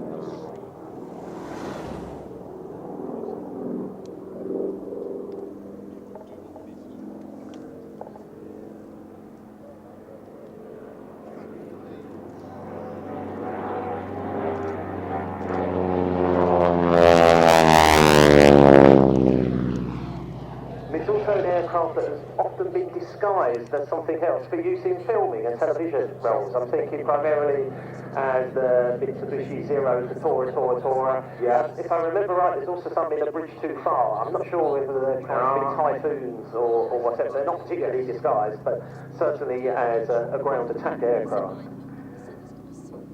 When this one was sold by the British military, it went into the hands of the Aircraft Restoration Company at Duxford for a time.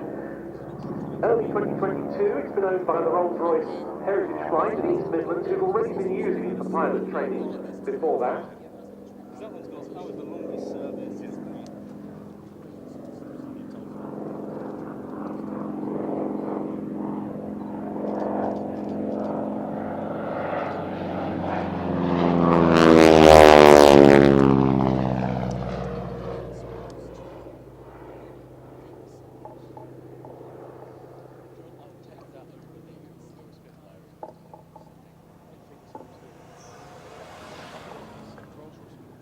It's really nice to think that the name lives on.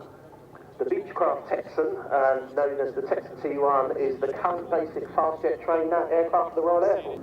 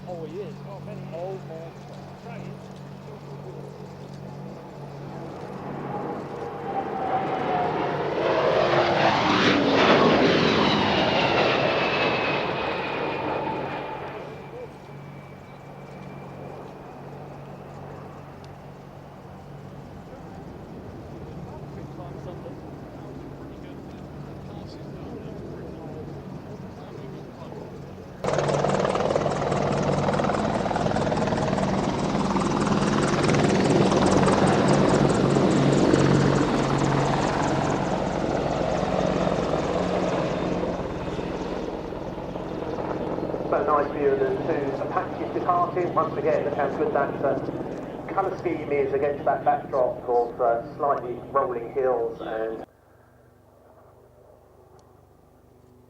so, ladies and gentlemen, with this fly past, we are going to honour the crew of the Royal Navy Merlin helicopter that crashed in Devon 11 days ago. Lieutenant Commander Chris Gayson, Lieutenant Lily Mae Fisher, Petty Officer Owen Green. With service comes sacrifice. It always has, it always will.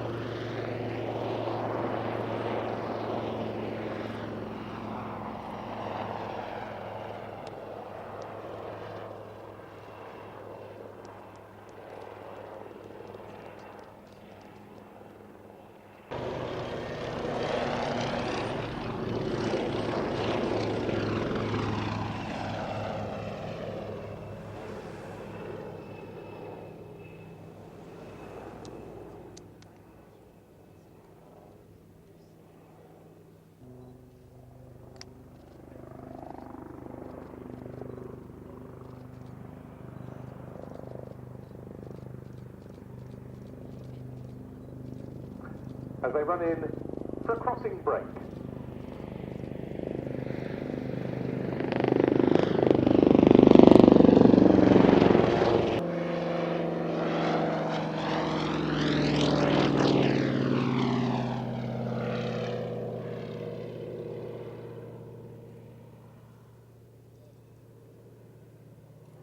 And as was found during May 1941's momentous operation to sink the German battleship Bismarck, the fact that the Swordfish flew so slowly had certain advantages. The flak guns of the Bismarck found it difficult to track these biplanes, and its guns struggled with close-in targets, a surprising drawback that was rectified later on the likes of the Tirpitz. The Fleet Air Arm crews were hugely well trained in torpedo delivery. The aircraft was stable and controllable in all weathers and at night. It could turn tightly, and when equipped with radar, that helped it find its targets and guide the Swordfish back to their carriers.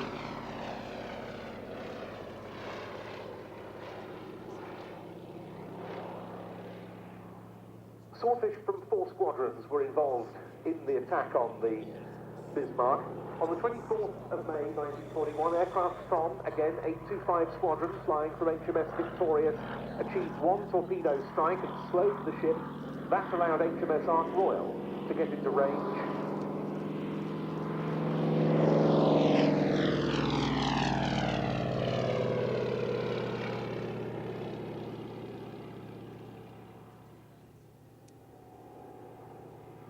And thereafter, Swordfish from 810, 818 and 820 squadrons achieved 3 hits, one of which damaged the Bismarck's rudder and stopped it from manoeuvring. The home fleet then achieved the sinking with their guns.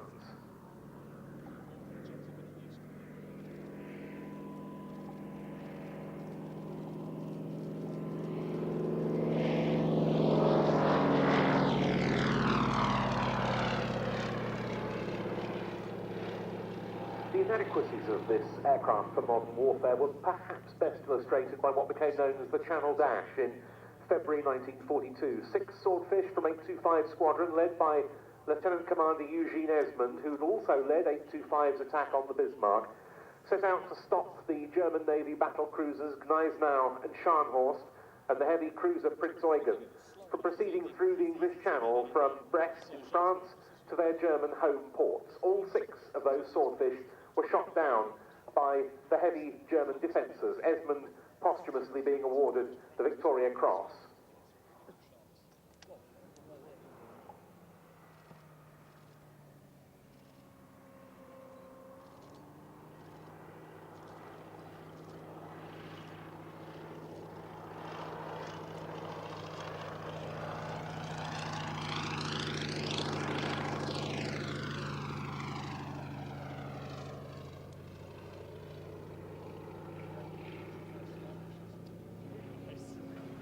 The Swordfish continued to have a key role protecting the Atlantic and Arctic supply convoys that were so vital during World War II. They could fly not just from conventional carriers or smaller escort carriers, but also from the so-called MAC ships.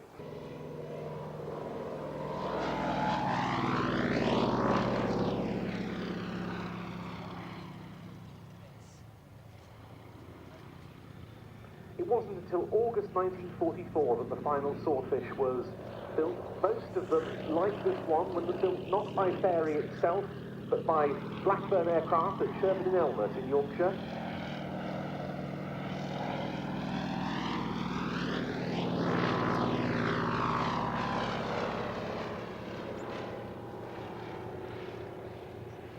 and these biplanes were still active on anti-shipping missions in Norway as late as January 1945, and there was still an operational squadron of Swordfish, active 836 squadron, as late as August that year when World War II concluded in the Pacific.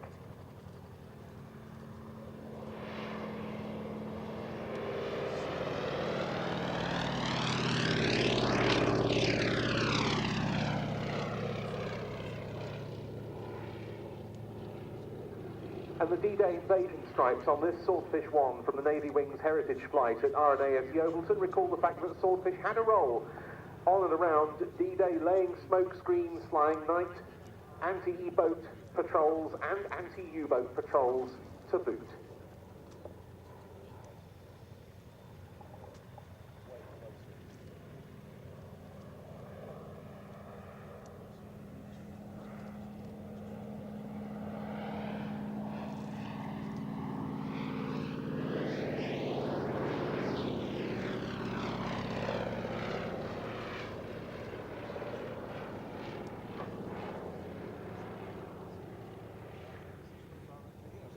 Of the formation we saw earlier, and Lieutenant George Corey of the Royal Navy is here to tell you all about it. George. Thank you very much. Good afternoon, Cosford. The Black Cats have been a popular fixture on the airshow circuit since 2001, when they're known as the Lynx pair.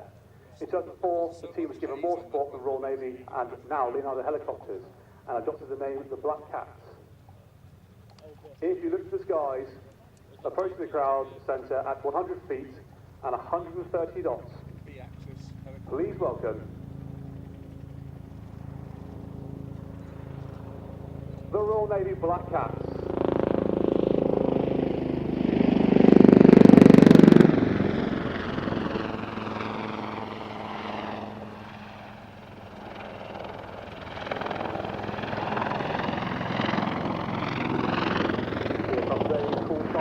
Black 1 is crewed by Lieutenant Commander Jim Fraser and Lieutenant Ollie Mendon.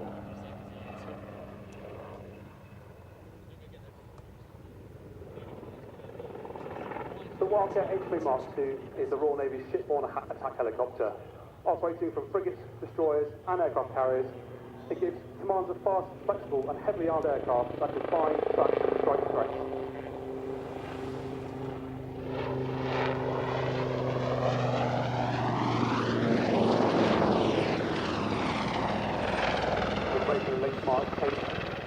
The Wildcat has a more powerful engine and allows it to be flown in extreme weather conditions all year round.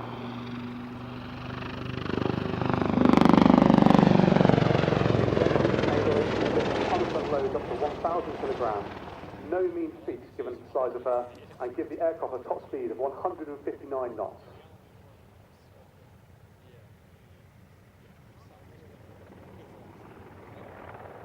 Drones, fast attack craft and uncrewed surface vessels can appear quickly and threaten ships at range, but the Wildcat is built to win that fight. The crew can search, identify and track targets by day or night with a raft of high-end sensors before engaging its threat with missiles, 50 cal gun, Royal Marine snipers or torpedoes.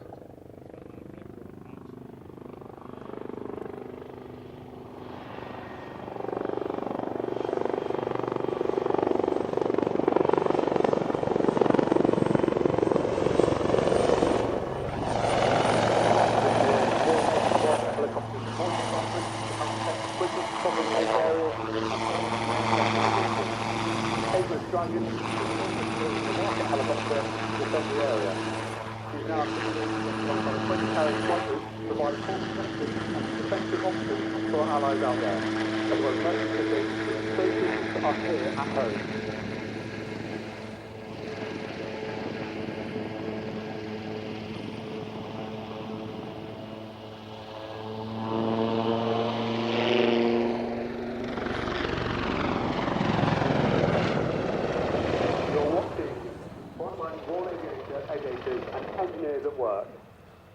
Made up of volunteers from 825 Naval Air Squadron, commissioned in October 2014, and the wider Maritime Aviation Strike Force, based at the Royal Naval Air Station Yeovilton in Somerset.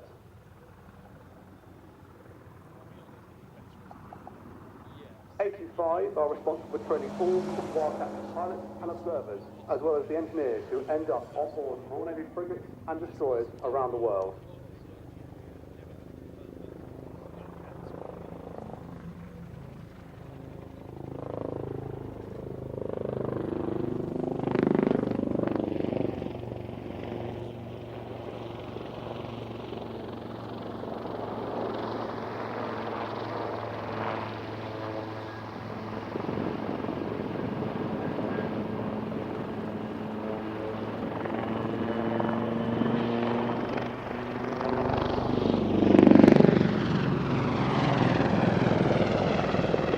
Maritime aviation strike comprises of 825 Naval Air Squadron, A-15, Wildcat services and a headquarters element.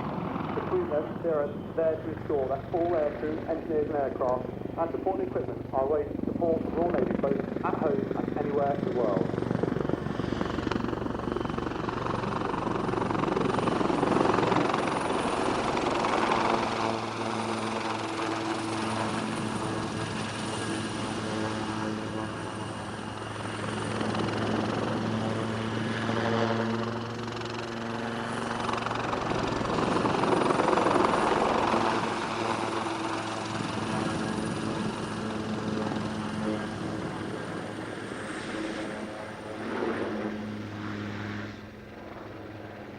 The display pilot today is Lieutenant Commander Jim Fraser.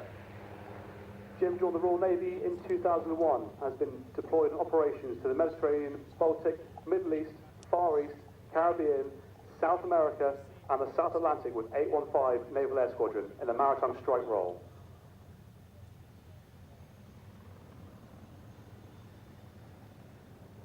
He converted to the Wildcat in 2017, where he has held both frontline and instructional roles at 815 and 825 Naval Air Squadron, including a period where he served as Lieutenant Commander flying at RNSC Overton.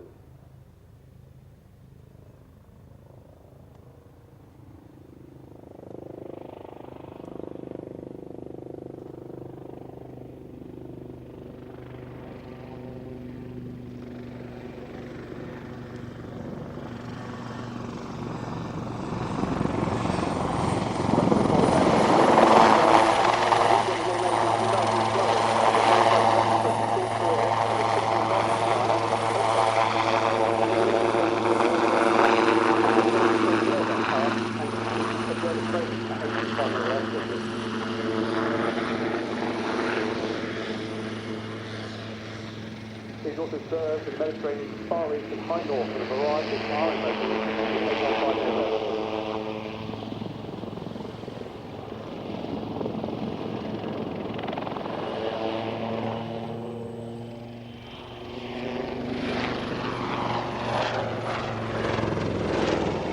And the head of Nick Cullen, the head of engineering for the Black Cats of 21. More everybody, let's give a big wave to our 2026 Royal Navy Black Cats.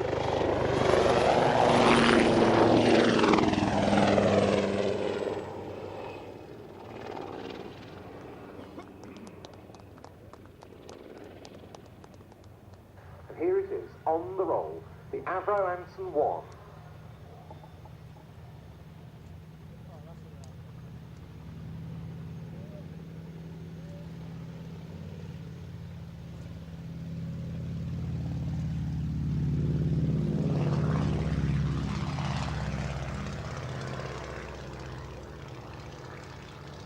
The Anson was the RAF's first aircraft to be a monoplane with a retractable undercarriage. It was intended as a twin-engine coastal reconnaissance land plane, and it was with Coastal Command that it first came into service. 26 squadrons across coastal and bomber commands had aircraft of this type on frontline duties when war broke out in September 1939.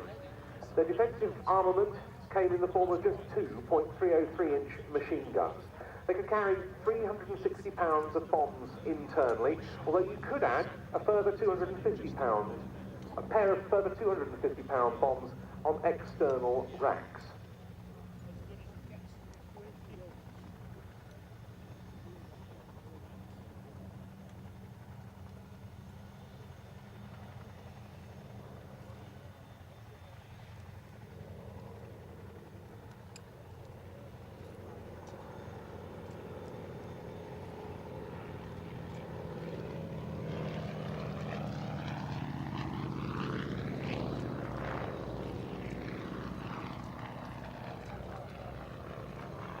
And the frontline exploits of this aeroplane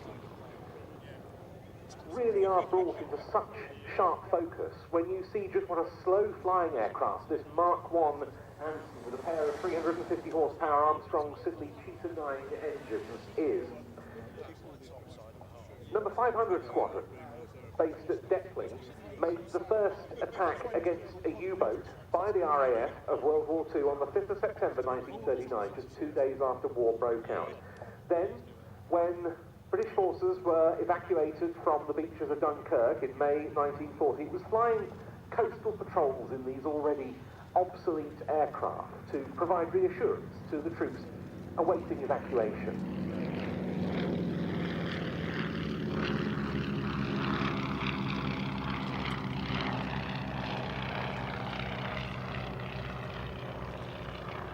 On the 1st of June 1940, a section of 3 Mark 1 Ansons like this, led by Pilot Officer Pete Peters, was performing one of those patrols when 9 Messerschmitt Bf-109 fighters pounced upon them.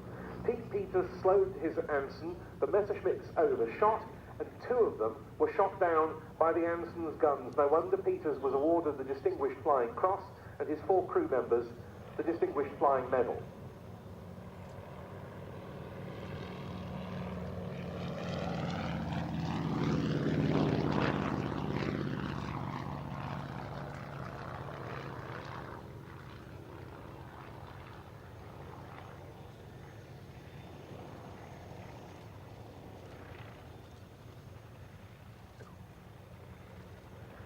Pretty soon, the Anson was obsolete on the front line when aircraft like the Lockheed Hudson and the Armstrong Whitworth Whitley arrived. But still, it was superior to some of its intended replacements. It was more agile, something we're seeing demonstrated really well here. The crew had better visibility from it.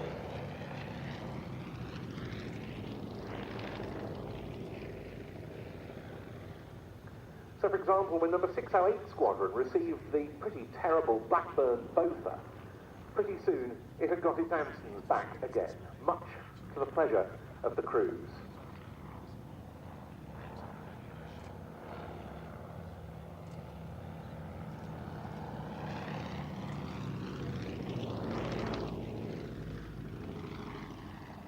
Through the rest of the war, the Anson was much used as a light transport aircraft, including as a ferry aeroplane for the Air Transport Auxiliary, as a crew trainer for particularly bombers and other multi-engined types, especially with the British Commonwealth Air Training Plan. And they carried on serving as light transports and trainers with the post-war RAF. But this one is the only airworthy example of the Anson that first went to war, the Mark 1.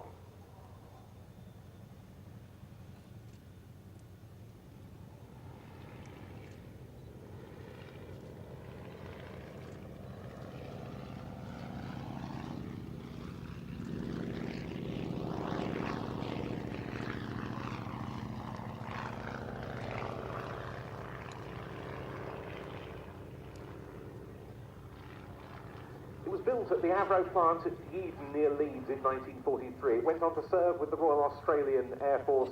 It was then sold into civilian hands. It carried on flying with various different owners. It went into preservation. But it was a gentleman in New Zealand named Bill Reid who insured the site that we see before us today. He bought the aircraft. He had it restored by himself and a team of dedicated helpers on New Zealand's South Island, his farm in Wakefield. It made its first flight from Nelson Airport on the 17th of July, 2012.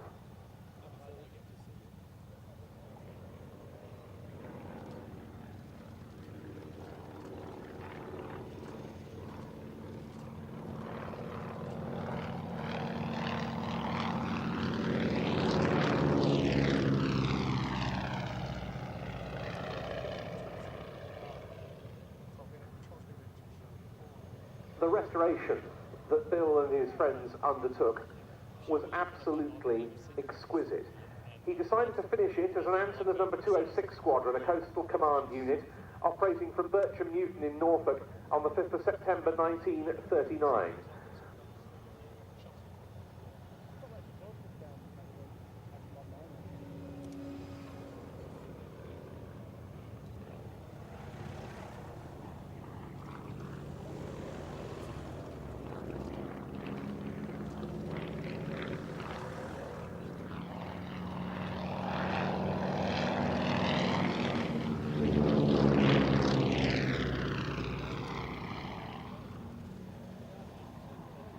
aircraft it represents was shot down over the sea by a Luftwaffe Heinkel HD-115 float plane, becoming the first RAF combat loss of the war.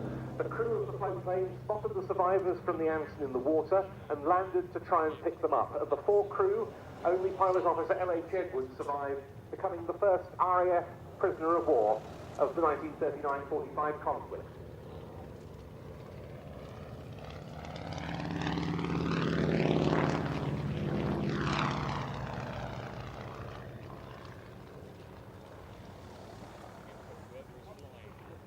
When Bill Reed put it up for sale, it was bought by RAF Station Czechoslovakia, based at Podhorany Ronova, southeast of Prague, in the Czech Republic, which has a very special mission to pay tribute to the Czechoslovak contribution to the wartime RAF. It already has a fleet of Tiger Moths and a Miles Magister trainer. The aircraft was it's a very suitable acquisition for RAF Station Czechoslovakia. Many Czechoslovak pilots and aircrew trained on its Ansons. Number 311 Squadron, the only Czechoslovak bomber squadron in the wartime RAF, initially had Ansons in one of its flights for training. Some Czechoslovaks flew them on anti-submarine patrols with Coastal Command. The early post-war Czechoslovak Air Force flew Ansons as light transports. It's gone to a very good home indeed with RAF Station Czechoslovakia. What a superb aeroplane, Andy. Gloriously flown by Richard Santos, its owner. I'm almost lost for words. I'm just sat back revelling in that sight. What a magnificent aircraft, so beautifully flown. And again, it just takes us back to that era, those few years that are often forgotten, I think, during the Second World War.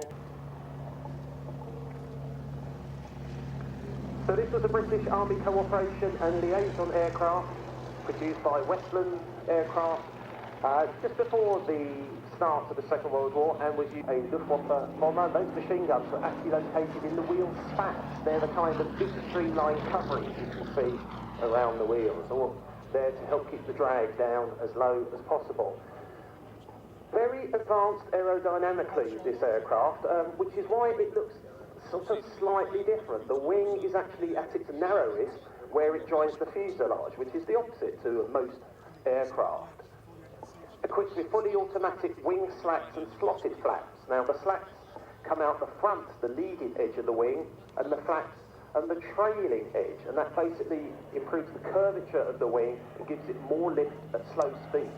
Just what you need in the middle of the night when you're trying to land the aircraft in a field in France with the enemy very close, and you've just got a couple of 100 yards of grass available to you. You need everything on your side, and that's what this aircraft had. And they would deploy automatically.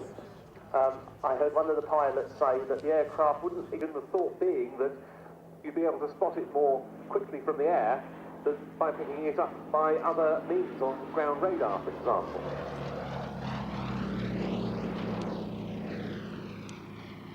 But it really was those missions on behalf of the Special Operations Executive that defined the Lysander's place in RAF history. They completed more than 400 such operations, fitted with an access ladder and a long-range fuel tank, dropping agents into and recovering them from Nazi-occupied Europe. Often the strips they were flying into that Andy was describing would be lit by either just the moonlight, maybe, hopefully, some torches the French resistance had put there, and they would go out in all weathers. The Lysanders of the two squadrons that supported the SOE, numbers 138 and 161 squadrons, flew in weather that grounded everything else in the RAF. And in certain circumstances, the agent that's being deployed would actually wear a kind of padded suit and would actually jump out the aircraft from a couple of feet above, feet and knees together, roll.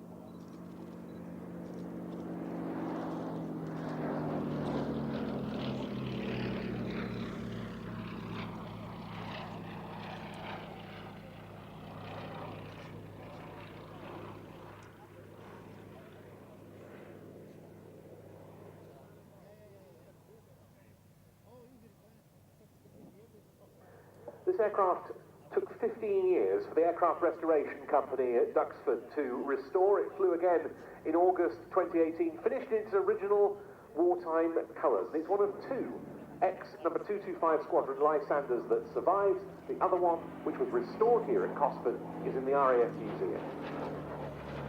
When the aircraft flew again after the restoration, that was the first time it had been airborne for 74 years. How fantastic. The aircraft restoration company's done a lot of research into the crews that flew this aeroplane. One of its pilots went on to receive the Air Force Cross and a posthumous Distinguished Flying Cross. Another was awarded a posthumous Victoria Cross.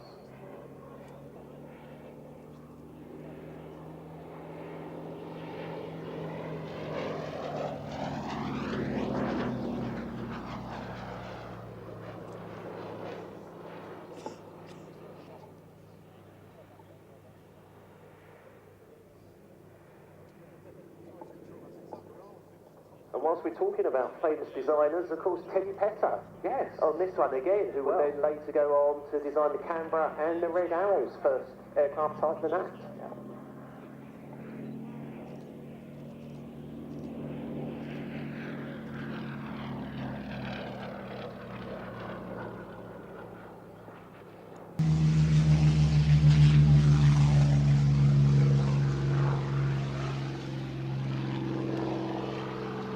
In total, 27 Beachons. Not all of them flying immediately. Some changes were made, the wingtip, the Rolls-Royce engine. Yeah. If we go back to the original, the first Messerschmitt 109, and of the the initial production run was Rolls-Royce Petrol engines.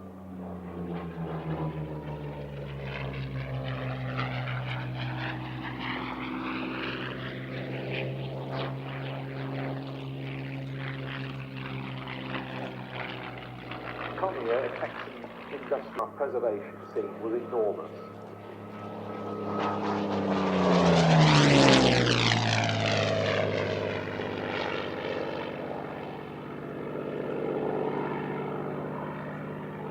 And what great decisions were made to, well, let's just keep these aircraft, let's just put them away somewhere, keep the bits even, take the story on a bit further.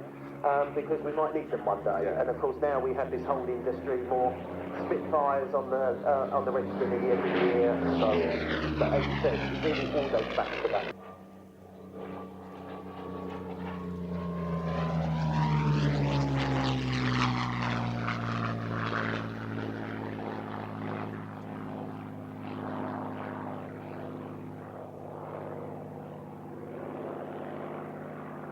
Is a 105mm L118 light gun and a Pinsgauer lump gun tractor, occupying two of the aircraft's three external cargo hooks. With a combined weight of 5 tons, this constitutes less than half of the aircraft's maximum payload, which can comprise a variety of configurations, including ISO containers, armored vehicles, or even every aircraft in the Army Air Corps display team. At the control today is Royal Demo Captain Matt World, better known as Whirling to his friends, both of whom are here today. In the co-pilot seat is Flight Lieutenant Sam Sawyer. Sam joined the team for the 2023 and has big homes and flying skills around the world. Sam is a full mission qualified ship captain, but he needs to master all his skills as light swirling at the aircraft is living today. Taking command of the aircraft's positioning as they approach the landing site is Sergeant Brett Armstrong, with prior characteristics as a reservist in the RAF Britain, and is an air operations officer. Brett took his position before the flying, joined the 18th Squadron as a qualified crewman in 2073. The crew must balance speed with easy handling to get the gun safely and accurately into position. Operating the Chinook efficiently requires all 4 members of the crew to work together seamlessly as the rear crew marshal the aircraft precisely and efficiently into position over the intercom. This process requires trust, skill, and years of experience to perfect, as well as the ability to count backwards from 10, a high-function skill for a Chinook crewman.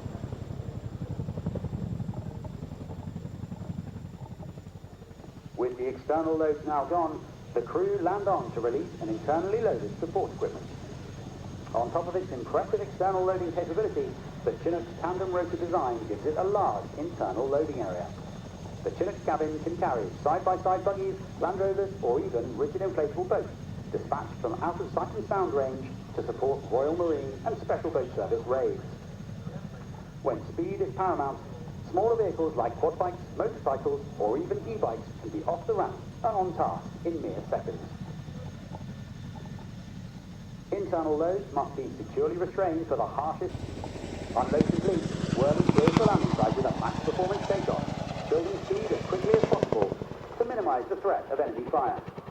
The Chinook's two powerful Honeywell engines and tandem rotor design enable it to climb or accelerate very quickly to a maximum speed of 160 knots or 185 miles per hour. He stays low to avoid detection by enemy. Now let's hear some blade slams with a 360 turn. The agility and power of the Chinook make it a real pleasure to fly and enable it to perform well in high temperature or high altitude conditions and to carry heavier protective kit. Prepared for combat, Chinook boasts a layer of ballistic armour up to the windows, a rear-facing M60 machine gun and a pair of M134 miniguns for broadside protection. Now Whirly brings those weapons to bear in a dog-bone profile. 1,000 rounds per minute from its rotating barrels, with a sound almost as iconic. Whirly pulls back on the stick to commence acceleration, before switching the aircraft around the nose, presenting the flat back of fuselage to the airflow and slowing the aircraft much more quickly.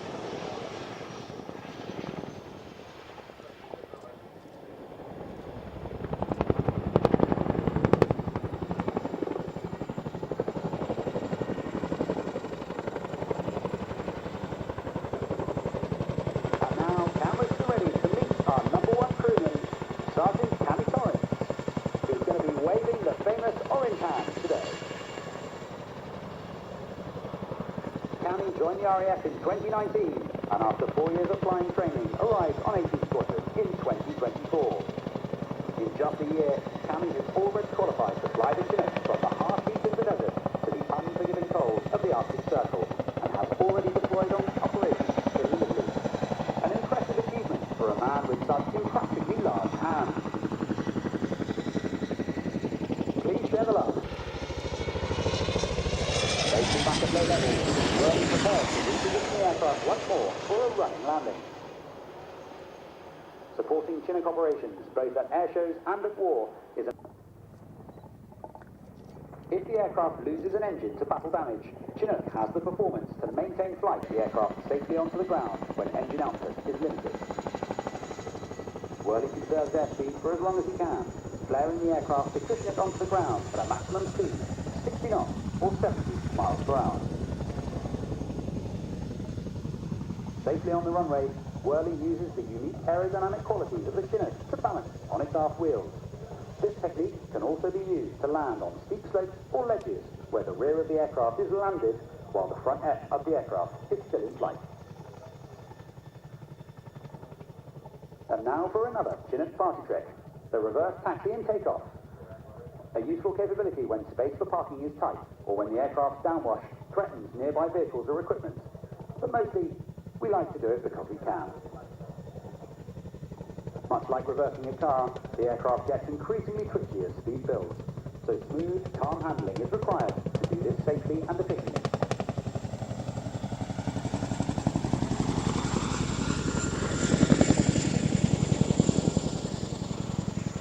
Ladies and gentlemen, to complete the 2026 Chinook Roll demonstration, Whirly brings the aircraft up to crowd centre for a goodbye bow.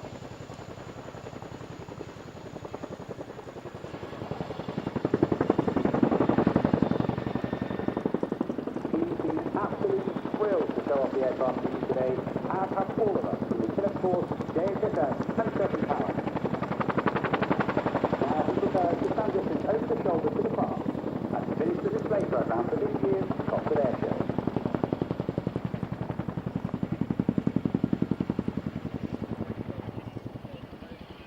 Folks, thanks very much for sticking it out to the bitter end with us today. You've been absolutely brilliant, and we have been the 2026 RAF Chinook Roll Demonstration Team. Have a safe journey home, and we look forward to evacuating you all from a war zone very soon. Sean, thank you so much, and what a splendid way to bring to a close a brilliant day of flying at the RAF Cosford Airshow 2020.